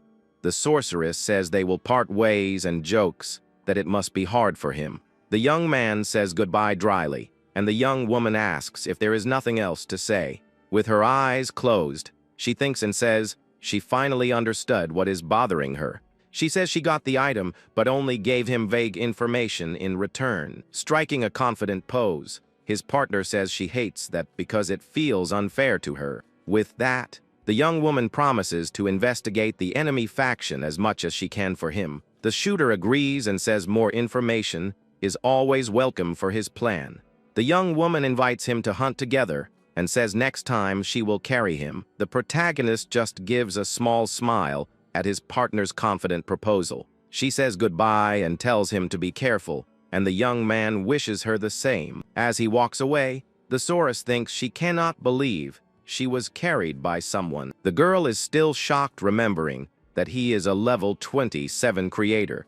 She creates a fireball and wonders if she can become as strong as him if she masters her class. But suddenly, the young woman's expression changes, and she feels something strange in the air around her. Walking down the street, the sorceress feels a strong hostile intent coming from somewhere. From a window, a masked attacker appears holding a bow and arrow.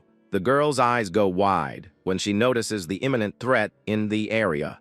Without hesitating, the enemy aims his arrow right at the unsuspecting protagonist. His partner screams his name as the arrow flies at high speed in his direction.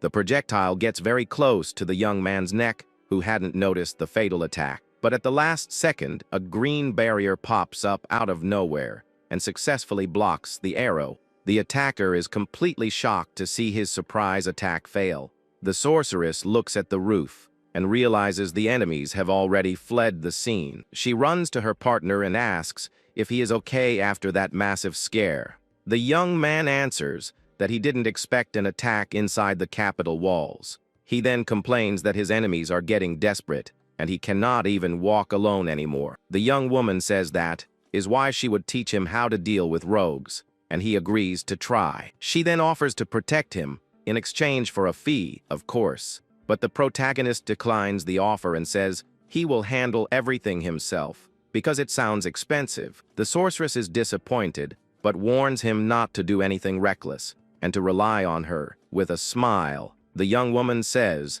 they are now members of the same party. The young man repeats her words and seems to think about the idea a bit. She then asks if he has a problem with that, and the young man shakes his head. With a serious look, she warns she won't forgive him if he falls to an attacker. With a confident smile, he says he won't fall until he reaches level 999. The sorceress gives a small smile at her partner's confident response. She then waves and says goodbye to the protagonist, who turns to leave. The shooter looks back with a thoughtful expression on his face. He then remembers when he focused only on leveling up alone in a game. The young man used to think it was easier to play solo, but a memory pops up. With that, he starts thinking that having companions might not be so bad. Back in the present, he sighs and thinks this feeling isn't like him. For now, he decides he needs to prioritize the issue with the attackers. The next morning, the protagonist walks through the city streets very early. The young man thinks he never imagined having anything to do with this place, but he was forced. With a determined look, he arrives in front of the Grand Clan Association. The young man stares at the large building with a serious expression on his face. The day before, he asked his partner how to deal with attackers. The young woman then revealed that the fastest way to stay safe is to join a clan. The shooter gets a bit confused and questions the sorceress's suggestion. She starts to explain, but the young man interrupts her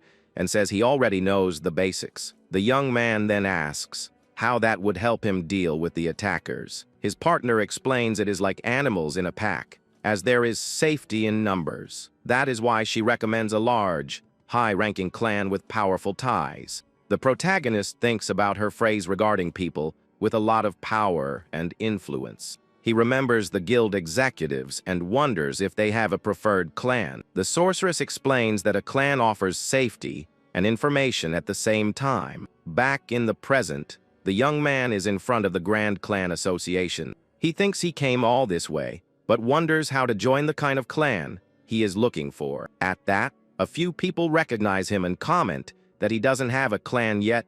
One of the men asks if the other knows the young man, and he says he is pretty famous among them. Then they reveal he is the guy who easily broke the wolf mine record. Another man remembers he cleared the Crystal Castle with Melissa the day before. Watching from a distance, a person in a blue cloak seems to understand the whole situation. With a confident look, he notices there are reception desks for each type of clan. It is explained that a clan's type shows its objective, like Conquest, which focuses on dungeons. There are also social defense, gathering, and subjugation types, besides the general type. Looking at the crowd, he notes that general, conquest, and subjugation clans are the most popular. But the young man thinks that what is popular doesn't matter to him, and he keeps going on his way. Suddenly, a blond man approaches and asks if he is looking for a clan. The young man turns around and, with a suspicious look, asks who the stranger in front of him is. The blonde introduces himself as Max, the leader of the rank B conquest clan called the Gazelles. The man says he heard he is an incredible creator and invites him to his group. The protagonist just listens to the man's proposal with a serious expression on his face. At that, another guy arrives and tells him not to join a conquest clan, but rather a general one. The newcomer invites him to his rank B general clan called the Tigers, saying they will welcome him warmly. Max gets angry at the interruption, and the shooter suggests they should use numbered tickets. The leaders start arguing, and the crowd realizes they are fighting over Alan. Someone comments on his low level, but concludes he must have a huge secret. With all the commotion, more people decide it is worth trying to recruit him too. A woman from a rank of clan steps up and offers an attractive experience if he joins. With all the confusion, the protagonist asks everyone to calm down for a second. The young man then turns around and says he appreciates all the invitations he received, but there's a catch. He reveals he is only interested in defense clans that are rank A or higher. The crowd is completely shocked upon hearing the young man's specific demand. With a small smile, he confirms that this is exactly what he is looking for. It is explained that defense clans have ties to the government and are good for gathering information. Furthermore, with the excuse of defense, he could distribute his weapons across several cities. Lastly, a rank A clan would be the perfect backing for all his future plans. With a cold look, he tells them to leave if they don't meet the requirements he set. The leaders are annoyed by the young man's arrogance and click their tongues in disapproval. With his demand, the crowd that was surrounding him starts leaving quickly. The young man thinks they are leaving faster than he had imagined, but an armored man approaches and says he can meet the conditions. The shooter then looks at the stranger and, with a suspicious look, asks who he is. The man introduces himself as Flynn and reveals his level is 378. With a smile, he says he is the master of the rank A defense clan called Sacred Guardian. The protagonist is shocked because it is very rare to see such a high level on the second floor. Flynn asks if he is sure, as their clan is strict and gives no special treatment. The young man remembers Melissa suggesting a trial period to promote himself. With that in mind, he says he would like to join if it's on a trial basis. The leader agrees, since compatibility is important, and then sends the official invite. At that, an invitation screen to the Sacred Guardian clan appears in front of the young man. Without hesitating, the young man presses the accept button and officially joins his new clan. The system confirms his entry, and Flynn shakes his hand, welcoming him to the team. The leader then says he will show him the headquarters, and they can sort out the details there. The scene then cuts and shows the Sacred Guardian clan's large and luxurious headquarters. Inside an office, the leader sits down and prepares to explain all the rules. The man then asks if the rookie knows what a defense-type clan actually does. He answers that they go to cities and villages to intercept the enemy army. Flynn confirms and explains they operate in groups of 3 with similar levels. The young man gets annoyed and asks the leader if he cannot go on missions alone. With a smile, the man replies that unfortunately, that won't be possible in the clan. He thinks that being stuck in a group will just get in the way of his leveling plan. Flynn says he will patrol the city and will only join missions when he gets stronger. The young man thinks he won't level up like that and still runs the risk of being targeted by enemies. The leader finishes the explanation and asks if the young man has any questions, but he stays quiet. He thinks he cannot work like this, but quitting won't solve the enemy problem. The man notices the rookie's silence and asks if something is wrong with him. Sighing, the protagonist thinks he has no choice but to negotiate the terms. The young man says he has no questions, but would like to make a request to the leader. He says he isn't interested in patrols and asks to go straight to defense missions. The master apologizes, but with a serious look, says he needs to follow the clan's rules. With a smile, the young man says he knows, and that is why he wants an exception if he proves his strength. The leader seems interested in the proposal, and then asks how he would prove it. The shooter says it is simple and challenges him to a duel for the exception he wants. The man gives a small smile and seems to find the bold proposal quite interesting. The young man repeats the proposal and says if he wins, Flynn will have to grant his request. Flynn keeps his amused look and seems to ponder the rookie's proposal. Calmly, the master says he admires the young man's enthusiasm, but there's a catch. He then turns around and, with a smile on his face, says he unfortunately cannot accept. The protagonist is surprised by the refusal and asks why he cannot accept. The leader explains there is nothing for him to gain from this fight, so it isn't worth it.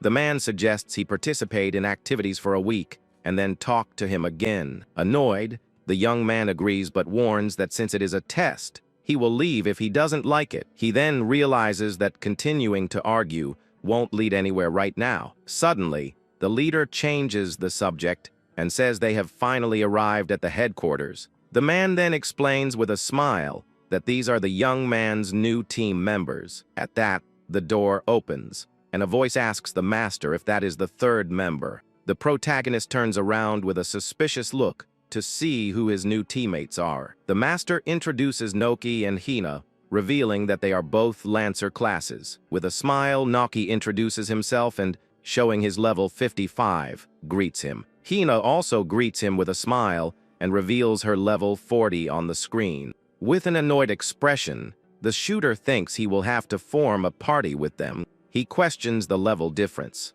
and Flynn says they are the weakest in the clan. Noki stares at him and asks if he will be okay, since he looks very weak and low level. His partner scolds him and asks him to stop, saying that is a rude way to speak. The master says his level might be low, but he is quite famous in the city. Noki assumes he is skilled, and the young man reveals he is only level 27. The Lancer is shocked to see he is a creator, and even says the class is terrible. The girl is shocked and recognizes the name Alan the Creator, which leaves her surprised. Noki then asks how she knows the young man, and he wonders which Alan she is talking about. She reveals he cleared the Crystal Castle with Melissa, and her teammate is shocked. With a smile, the leader comments that hearing about the young man's achievement is quite impressive.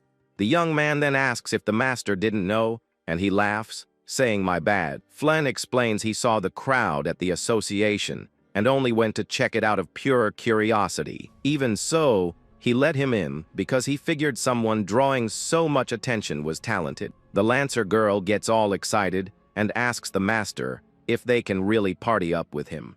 But her teammate says he was just carried by Melissa, who could have done it all herself. The protagonist asks if they know the sorceress, and the young man confirms she is famous. At that, he remembers the young woman calling herself a rising star, and that she was telling the truth. The leader then suggests the trio go out hunting so they can get to know each other's skills. With that, the Lancer duo agrees with the idea and seems quite excited for the hunt. Noki then teases the rookie, saying it is his chance to admit he is actually pretty weak. The shooter thinks the guy is annoying and decides to just praise him a bit to avoid a fight. So he says Melissa did everything by herself in the castle, and he was just a leech. The Lancer gets all smug and yells that he knew that was exactly what happened. With a smile, he tells the rookie to leave everything to his senior, and the young man agrees. The trio then says goodbye to the master and sets off on their first mission together in the forest. The leader thinks the rookie is a terrible liar and wouldn't get there at level 27. He doesn't know the method, but an adventurer who does the impossible isn't a leech. Then, the group arrives at the Trent Forest with a recommended level of 35. The young man says he doesn't know the place and that he avoided the forest in the game because the gains were bad. His teammate explains there are monsters called Trents there, which look like trees. The young man then asks if they cannot use detection skills to find them. Noki says not to underestimate them and tells him the Trents are no threat to them. Suddenly, the shooter senses a strange presence and his eyes widen at the danger. Without hesitating, the young man warns them to watch out on the left because there is an enemy. With red eyes, a level 35 Trent monster suddenly appears in front of them. The monster attacks by surprise, and the girl screams her partner's name, worried about him. With a confident smile, the Lancer yells that he is fine and ready for the fight. He then calls his partner to fight, and the young woman agrees to attack the monster. The large wooden monster charges at the duo with wild fury. Fearlessly, the two Lancers jump into the air to deliver a combined attack. With their spears in hand, they prepare to strike the enemy with everything they have. At that, the duo attacks the Trent from both sides in a highly coordinated move. The shooter watches and thinks that this is how real adventurers move. The teammate then turns around and asks the rookie what he thought of their teamwork. The protagonist says it wasn't bad, and the young man gets annoyed, saying it was the best. The girl then scolds him and tells him to focus on the fight to finish it quickly. The Lancer agrees with his partner and prepares for the final strike against the monster. With a special skill, they trap the enemy in glowing threads of light. But suddenly, the young man's expression changes when he sees several monsters appearing. In the blink of an eye, dozens of Trents appear, surrounding the trio from all sides. His teammate then says it is the rookie's turn, and that they will provide backup if needed. With a confident smile, the young man says that is comforting and he will give it a try. Then, the shooter activates his creation skill, and a bright light shines in his hand. In seconds, he materializes a huge rotary machine gun in his hands. The doe's jaws drop, and they wonder what kind of crazy weapon that is. The creator thinks he could use a thermal scope to identify the enemies, but with a cold look, he concludes it doesn't matter if he destroys everything at once. Without hesitating, the young man pulls the trigger and starts shooting everywhere. A shower of projectiles flies out and hits all the monsters in front of him. His teammates are completely shocked by the scene, and the girl thinks he is amazing. The smoke clears, revealing a trail of destruction in the dark forest. With the weapon on his shoulder, he turns around and says he managed to handle the situation. The duo praises him for the feat, and the young man says it was a good job for a rookie. But on the inside, the two are completely shocked by the power they just witnessed. Suddenly, the protagonist senses something strange and stops walking immediately. With a dark look, a voice says it finally managed to find the young man. A man in an orange jacket suddenly appears in front of the protagonist in the forest. The young man asks who he is, and the stranger is completely shocked by the question. With an angry face, the man yells, asking if he dares forget the great and powerful Lucas. He says he was humiliated in the wolf mine, and the teammates don't understand the situation at all. Then the man brags and proudly shows his level 73 to the shooter. The protagonist remembers he was only level 65 in the wolf mine. With a smug smile, the man asks if the young man noticed his new and powerful level. The young man says it has only been a week, and he managed to level up a lot in that time. He thinks that for this world's standards, his speed was quite efficient. Hungrily, Lucas yells that all of this was so he could finally defeat Alan. The shooter asks how he plans to settle this, since they aren't in a dungeon. The man draws his sword and says he won't do anything boring like before in the mine. He says they will have a one-on-one duel, and the young man asks about his friends. With an evil smile, the man reveals he got rid of those useless guys for good. The Lancer accuses him of playing dirty by challenging someone of a much lower level. With bloodshot eyes, the man tells the peanut gallery to shut up. The creator thinks anything goes, but doesn't recommend a one-on-one duel. The man then says not to act tough,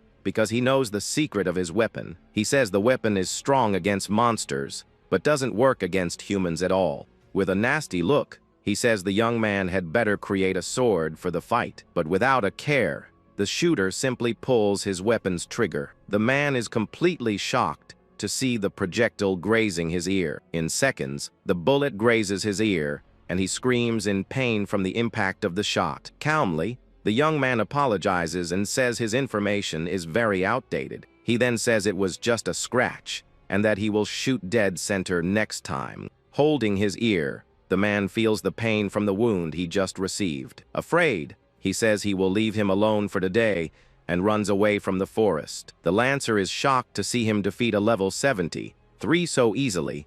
With hearts in her eyes, the girl says he is very cool, and her teammate gets startled. The trio moves on, and the young woman says he is reliable and much stronger than the two of them. The girl says she always thought creators were weak, but they can actually be quite strong. The young man says it is the perfect job for him, and asks why she chose to be a Lancer. At that, the teammate panics, thinking the rookie is going to steal his partner. Awkwardly, the young woman leans in and asks if the shooter has a girlfriend or something, but suddenly her partner yells and interrupts their conversation, giving them a big scare. He tells the girl to keep an eye on their surroundings, and she complains about his attitude. Then, he points at the young man and calls him over for an urgent strategy meeting. The girl is left clueless as her teammate drags the protagonist away.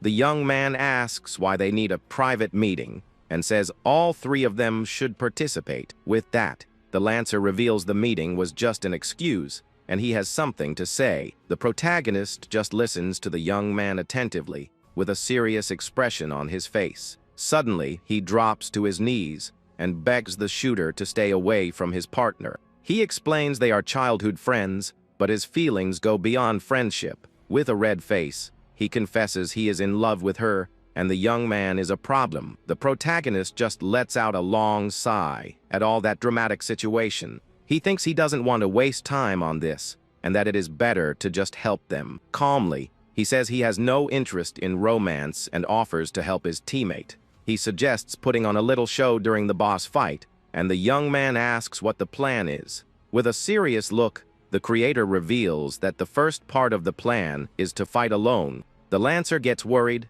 and says that with his power, they won't even get a chance to fight. He explains he will lower his power to fake struggling, and then his teammate will save him. The shooter reveals the boss's weakness is mobility, and that it can be defeated solo. Overjoyed, the young man hugs the protagonist, who tells him to stop hugging right away. With the plan set, the two rejoin their partner and head toward the big boss. There, they spot the Great Trent King, a giant tree with 3 red eyes.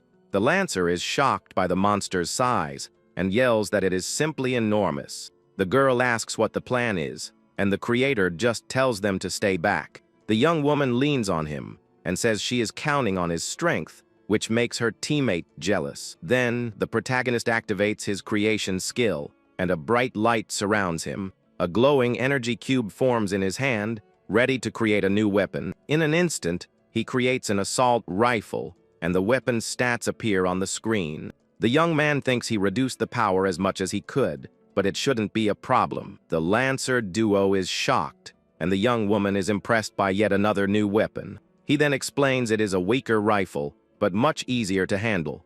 With the weapon in hand, he runs and starts shooting at the monster to end the fight. The bullets hit the large monster, but it doesn't even seem to care about the small attacks. At that, his partner gets confused seeing that the attacks aren't working this time. The creator starts acting, pretending he messed up the settings and is going to be defeated. Taking his cue, the Lancer tells the rookie to leave it to him, and Hina warns him. With a smile, he tells his partner not to worry and just watch his heroism. Despite his confidence, the young woman still keeps a very worried expression on her face. The young man then shows off his skills, dodging the giant monster's attacks. He then prepares for a powerful attack and yells with all his might as he charges. With a mighty strike, the young man hits the great boss with his spear in a precise attack. With sparkling eyes, the girl praises her partner, saying he was simply amazing. The shooter praises him as a leader and thinks the plan will take a while, but it will work. Completely full of himself, the Lancer says it was nothing, and it was to be expected of him. He then starts provoking the large monster, asking if it is all size and nothing else. But suddenly, the young man realizes he made a huge mistake, and his expression changes. The giant monster then attacks him with everything it has, knocking him far away with a single blow. The girl screams in desperation as she watches her partner get completely defeated by the boss. The protagonist gets annoyed by his teammate's stupidity and wonders if he is serious. With red eyes, the Trent King gets ready to attack the fallen young man once again. Then, the monster unleashes a rain of thorns at the Lancer lying on the ground. Next to the creator, the girl is completely paralyzed with fear by the scene. On the ground, the young man can only scream as he waits for the great monster's final attack. With its red eyes, the monster prepares to attack the Lancer on the ground. Several spikes fly toward the young man, who braces for the worst. Next to the creator, his partner is completely paralyzed with fear at the whole scene. On the ground, the young man screams in desperation as he waits for the great monster's final blow. The shooter says the scene is hard to watch and creates a huge rocket launcher on the spot. Without a second thought, he fires at the monster, and an explosion destroys everything around them. The smoke clears, and his teammate is on the ground coughing next to the item the boss dropped. With that, the creator levels up and offers a potion to help the young man recover. The girl is shocked and asks if he really took down the Trent King in a single hit. She then grabs him by the arm and asks how he managed to do that so quickly. But in the background, the Lancer has a look of pure rage as he watches the two of them. He then yells at the newcomer not to interfere, saying he had everything under control. The young woman scolds him on the spot, saying you should be grateful when someone saves your life. She calls him an idiot, and the young man is left completely speechless by her lecture. With a smile, the girl apologizes to the shooter for her partner's rude attitude. The creator says he understands and that his teammate just wanted to look cool in front of her. The young woman then compliments him, saying that even though he struggled at first, he was amazing. At this, the Lancer cries with happiness, and his partner's eyes sparkle at him. The shooter says he only succeeded because his teammate had already cornered the large monster. He then says the victory belongs to the Lancer, but the girl looks very suspicious. His teammate takes the opportunity to brag, saying the newcomer just got in the way at the end. The young woman ignores her partner and whispers the creator's name with a look of admiration. Suddenly, she hugs him and says he is strong, humble, mature, and very cool. With hearts in her eyes, she invites him to get something to eat so they can get to know each other better. Seeing this, the Lancer's soul simply leaves his body out of sadness. The protagonist thinks this whole romantic situation is a huge headache. After the hunt, the trio returns to the clan headquarters to meet with the master. With a smile, the leader asks the two of them how the newcomer did on his first mission. The young woman says he was incredible and defeated the boss with a single huge explosion. He then explains that a guy from the wolf mine tried to pick a fight with him. The master asks if he's referring to a level 70 swordsman and recognizes the name Lucas. He explains that the man has caused trouble for clan members before, so they investigated him. The leader then suggests the newcomer use the clan's name if the guy bothers him again. With this, the young man realizes the intimidating power a top-tier clan truly has. But the master just smiles and says he's glad he is safe and unharmed. He then congratulates the trio on a job well done, and the three of them nod in agreement. Excited, the young woman suggests the four of them go out to dinner as a welcome party, but the leader declines because he still has work to do, which leaves the girl disappointed. So she says just the two of them will go out and holds his arm, leaving her teammate shocked. The master just warns them not to stay out too late since there's work tomorrow. The trio is surprised, and the girl asks if something important suddenly came up. With a smile, he reveals that a new mission request has arrived for their group. He then explains that, to be more precise, the newcomer was specifically named for the task. The young man is surprised, and his partner praises him for being named on his first day in the clan. The leader says it's a special request and not a common defense mission like usual. They want the shooter to distribute his weapons to the residents, and he corrects them on the name. The master says he's never heard of that weapon and asks if the job is just to hand them out. The man confirms the request and reveals that the mission location will be in the city of Beyondall. The trio recognizes the name and realizes it's the city on the front lines against the Demon King. The leader explains that's why Lord Olivia wants the residents to use his weapons. He stresses that it's not a common mission and gives him the freedom to refuse if he doesn't want to go. But with a determined look, the protagonist says he will accept the mission without hesitation. He thinks it's a blessing to be able to distribute his weapons and level up faster. The master understands and asks if he can consider him to be officially joining the clan. The young man agrees and says it's no problem, as he had forgotten it was a test.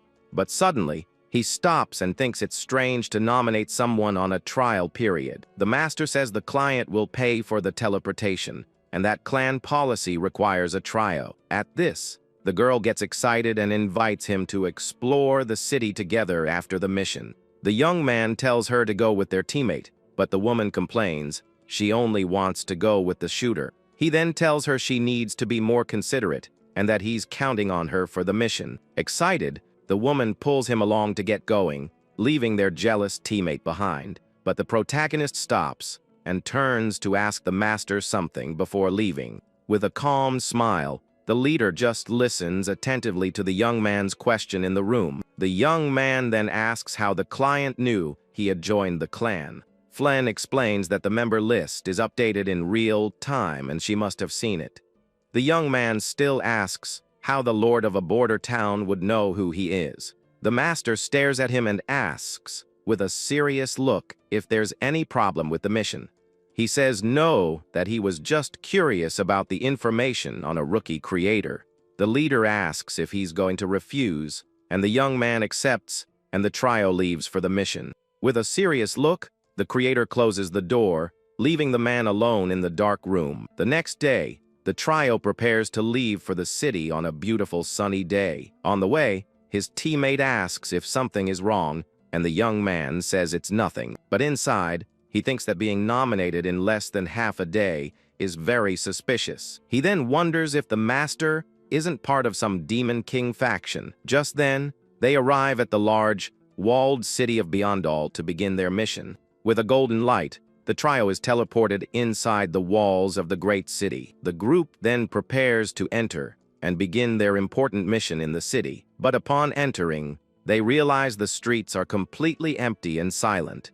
The protagonist notices that there's no one around and that the shops aren't even open. He also notices that the soldiers on the walls look completely exhausted. With a grim look, the young man concludes that the situation in the city doesn't look good at all. Suddenly, one of the soldiers shouts and warns them to watch out for what's behind them. The trio then turns around, confused, to see what's happening at the city gate. The Lancer is completely terrified by the creature that appears before them. A giant level 55 lizard suddenly appears in front of the trio. The girl is shocked to see that a boss monster managed to get this far. One of the soldiers prepares for a fight and yells that the monster is coming in hot. The lizard then attacks fiercely, launching the trio into the air with a single blow. In the air, the creator activates his ability, and an energy cube glows in his hand. A blue light surrounds him as he prepares to create a new, powerful weapon. With a rocket launcher, he says that attacking on arrival is a breach of etiquette. Still in the air, the young man fires at the monster, and a large explosion erupts in the city. He then lands safely as the smoke from the explosion clears.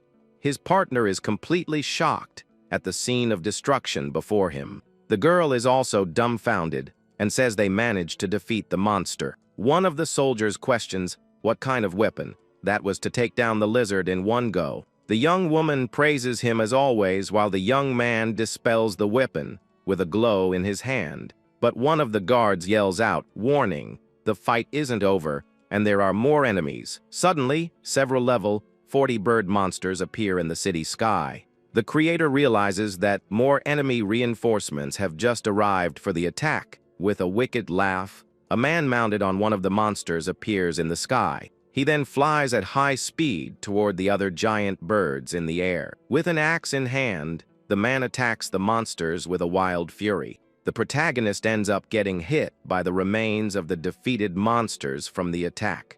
The man introduces himself as Gordo, the captain of the royal guard of the city of Beyondall. He says he came to welcome the group at Lady Olivia's request, and his status is hidden. The young man realizes he can't see the captain's status and becomes suspicious. Gordo then points to a carriage and asks the trio to board it with him. The two lancers are stunned by the luxurious carriage in front of them. The pair wonders if they aren't receiving a little too much special treatment here. The captain explains that the city is in crisis and expectations for the young man are high. He says that Lord Olivia hopes the creator's weapons will change the tide of the war. With a serious look, the protagonist understands the great responsibility he now has. He then walks toward the carriage and says he will meet their expectations, but inside, he wonders where the Demon King Preservation faction is. In a guild meeting room, a man sits alone at a large table. He reads a report stating that 5 assassins were defeated by the shooter. The report says the young man's clan went to Beyondall, and they are tracking the target. Executive Zynid complains that the city is too far for their surveillance. Then he thinks about the young man's ability to create an unknown firearm. He says that Alan, the only creator, must be stopped before he becomes a problem. At this, the executive thinks that the young man will undoubtedly be a major obstacle in the future. Suddenly, a mysterious figure opens the door and apologizes for being late. The guild master greets him and calls him the #1 artisan in the entire kingdom. A man in a yellow suit enters the room and is revealed to be Hirashi, the creator. But the executive finds the girl next to him strange, saying she isn't the legendary blacksmith.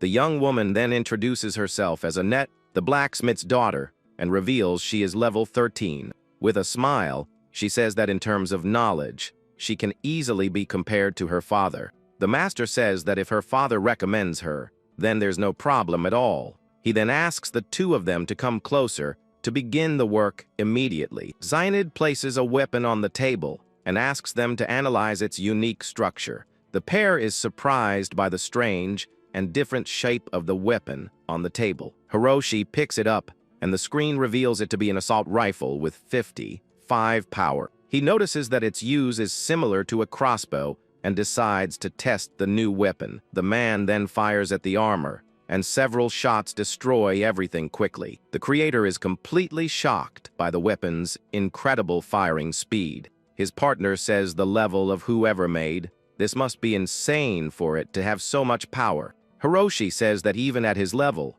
it would be impossible to create something like that. The executive reveals that the creator's level when he made the weapon was only 15. The pair is dumbfounded by the revelation and can't believe it's true. The master says it's a fact, and that's why he hired them for this special mission. He asks them to analyze the weapon and create a copy, even if it's an inferior one. The girl holds the weapon and says that the attack power is influenced by the creator. She thinks that if Hiroshi makes the copy, the attack power will be 10 times greater. With a serious look, the executive confirms the young blacksmith's suspicion. He then gives a wicked smile and says the effort will certainly be worth it. With his eyes gleaming, he reveals that he's going to create an army of weapon artisans. At this, he thinks about the original creator and decides he will simply eliminate him soon. In Beyond All, the trio arrives at the Lord's mansion to finally meet her. They enter a large audience hall and see the leader sitting on the throne. The woman thanks them for coming and introduces herself as Olivia, the ruler. With a confident smile, the blonde woman looks at them and shows her status as the city's leader. The young man says the pleasure is his and thanks her for the opportunity she gave him. His teammate scolds him, saying he needs to speak more politely. But the ruler just smiles and tells the girl that it's no problem at all. The shooter thinks she's quite tolerant and asks where he should distribute the weapons. She then asks him to explain how the weapon works and if it's safe for the people. The creator agrees, and a blue energy surrounds his body as he creates the item. With a look of surprise, the ruler watches the young man create the weapon from scratch. The weapon appears in his hands, and he presents it to the leader as an assault rifle. Two knights in the room are surprised and comment on the newly created weapon. Suddenly, the guard next to the throne rushes toward the group to test the weapon. The young man explains that there are several types, but the basics are the same for all of them. Without a second thought, he shoots the guard, who screams in pain from the shots. The man yells and questions him, but the young man says he shot without thinking, because it was easy. The leader praises him and says that with a weapon like this, even ordinary citizens can fight. She thinks that if they shoot from the walls, the danger will be low and the soldier's burden will decrease. The girl then turns to the leader and asks for permission to ask a question. The young woman then asks why they are making civilians participate in the war. With a serious look, the ruler asks what the young woman means by that. She says she thought the soldiers and defense clans would be enough for the war. The leader explains that the problem is the cost of maintaining the clans, which the kingdom doesn't cover. She says the Demon King's army attacks every few months, but they must be prepared. Maintaining so many defense clans has a huge cost and is driving the city to bankruptcy. The young man explains to his partner that they hired too many people and ran out of money. With the weapons, maintenance costs can be reduced and the economy can be restored. The shooter explains that urgent means it's something important and can't wait. The young woman is impressed and compliments him, but he tells her not to get excited over the basics. Their teammate then asks what the two of them are doing and asks for his senpai's support, but the creator cuts the conversation short and says he wants to start the mission as soon as possible.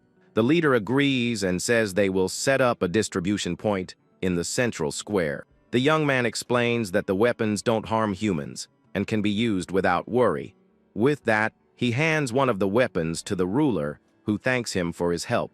The guard then says with a serious look that he will be counting on the young artisan's help. At this, the trio is escorted to the square to begin the distribution of the new weapons. On the throne, the leader analyzes the weapon and sees it has 95 attack power. She then asks her guard what he thinks of that new and powerful weapon. He says its performance is incredible and that the young man's trick is extraordinary. The ruler comments that it's no wonder the guild is in such an uproar. The guard explains that the weapon's power depends on the creator's stats and base attack. But the young man's level is very low, and he isn't even using any power accessories. With this, she wonders if the creator could become the weapon to defeat the Demon King. The guard confidently states that the possibility is more than enough for that. The leader understands the situation and seems to have a plan in mind for the future of the war. With a smile, she thinks she was right to invite him to her city. Meanwhile, in the city's central square, the trio prepares for the distribution. Several people gather around, curious about the new weapons being given out. One of the civilians holds a rocket launcher and doubts that it's actually a weapon. But the screen shows that the weapon has 6,750 attack power. After the mission, the trio goes to a tavern to eat and relax for a bit. The creator eats pizza while creating something, and his teammate is impressed by the skill. He explains that this isn't the first time he's distributed weapons to people. His partner then asks if the young man doesn't use any kind of power accessories. She says that if he used the items, his weapons would be even stronger than usual. He agrees, and his stats show 56 attack and 56 defense. His teammate drinks and complains that it must be nice to be strong enough to ignore equipment. The young woman comes closer and says he doesn't need items, and the Lancer gets jealous. But the creator says he prefers defensive accessories to feel safer in fights. He thinks that this isn't a game, and that if he's taken out, it's the end of the line for him. Suddenly, his teammate breathes fire, and his partner is startled by the scene. A knight runs into the tavern, and the trio is completely confused. He then announces that the Demon King's army is attacking the city right now. The pair is shocked by the news and doesn't know what to do with the information. But the creator faces the situation with a calm and determined look on his face. Outside, the sound of horse hooves echoes throughout the large city. A horde of dark monsters advances toward the city walls. From atop the walls, it's possible to see the size of the approaching enemy army. The trio and some civilians prepare for battle with the new weapons in hand. One of the adventurers questions why there are civilians mixed in the middle of the battle. Another one notices they are carrying weapons with a very strange shape. The protagonist teaches one of the civilians how to use the rocket launcher for the attack. The pair gets excited and prepares to fire, while the young man asks them not to drop it. A witch comments that they seem very excited and must be from a weak clan, but her partner smiles, and the status reveals they are from the Holy Guardian clan. The group is shocked to learn they are from a super important clan. One of the men says the level 28 creator is bothering him. With a focused gaze, the young man watches the enemy army getting closer and closer. He then realizes that these are the remnants of the Demon King's army. The young man notices that the number of enemies is huge, and their levels are around 50. One of the knights then yells and orders everyone to prepare their ranged attacks. With that, the civilians aim their rocket launchers at the approaching army. Nearby, a mage and an archer also prepare for the big attack. The knight then yells with all his might and orders everyone to fire at the same time. Two of the civilians fire their rocket launchers, and the missiles fly through the sky. Several arrows and missiles fly toward the army for the first attack. The creator watches the attack with a serious look while holding his weapon. A huge golden explosion destroys everything and illuminates the battlefield. Pair coughs from the smoke, and their teammate is shocked by the power of the explosion. With that, the level up screen appears, and he goes from level 28 to 30. The captain of the knights is completely shocked and breaks into a cold sweat at the scene. With just one attack, half of the enemy army was wiped out on the battlefield. One of the civilians asks if they can use the weapons again, and the young man tells them to wait. He then reloads the item and tells everyone to give the enemies another round. The civilians fire happily, saying they don't need to fear the Demon King's army. The pair of adventurers is shocked and says they've never seen anything like it.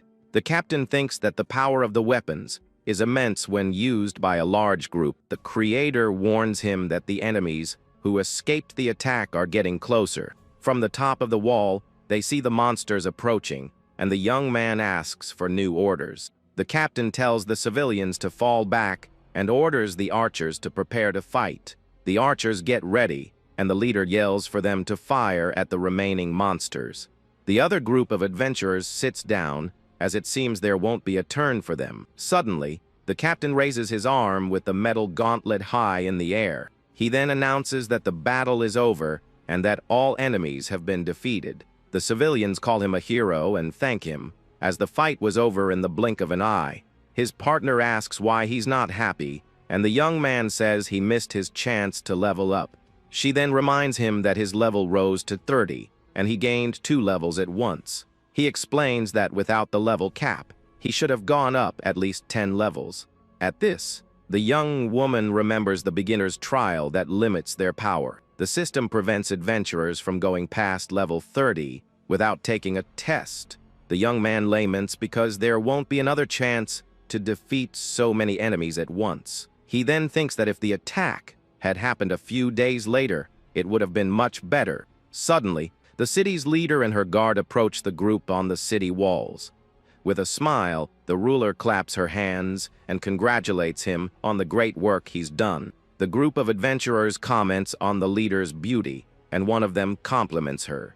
The woman says she intended to see the strength of the weapons, but the fight was already over. She then asks if the weapons he gave out are different from the ones she received. The young man explains that he made area of effect weapons and asks if he made a mistake. The ruler says no and that thanks to him, the defense of the residents is possible. She then announces that she will be terminating the contracts of all defense clans in the city. At this, the other group of adventurers is completely shocked by the news. The leader offers to triple their contract as a fee for using the new weapons. The pair celebrates and praises the young man for securing such an important contract. Desperate, one of the men begs her not to do that to the small clans. With a cold look, the woman asks what their survival has to do with the city. The group of adventurers is left completely speechless by the ruler's response.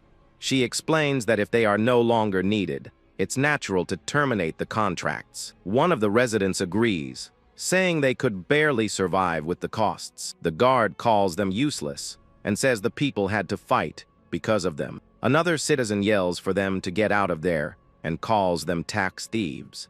With a wave, the leader dismisses the group of adventurers, who are devastated by the scene. She says she will cover the teleportation costs as a small apology. With a look of pure rage, the adventurer curses the woman as he leaves with his group. His teammate then wonders if they just stole someone else's job. The ruler tells him not to worry about it, and the young man is very confused. She explains that thanks to the creator, all the residents of the city have found peace. With that, the leader tells him to be proud of bringing smiles to the city. She then asks him to bring smiles to the other cities fighting in the war. With a smile, the pair eagerly agrees to the new mission they received. In the background, the dismissed adventurer overhears the conversation with a worried look. He then realizes that if the weapons spread, they will be out of a job forever. The creator decides to go back to distributing weapons because he wants to get to his test soon.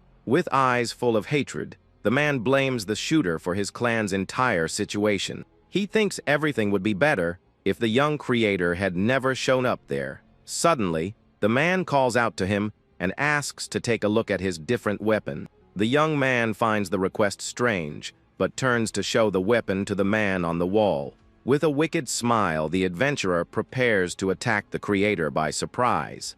Without a second thought, the man kicks the young man with all his strength to knock him down. From the surprise attack, the young man is thrown off the wall and begins to fall. The ruler watches the entire scene with a serious and expressionless look. The man says he won't make it from that height And as a creator, he can't do anything. With a wicked smile, he says it would be a problem if the weapons were to spread.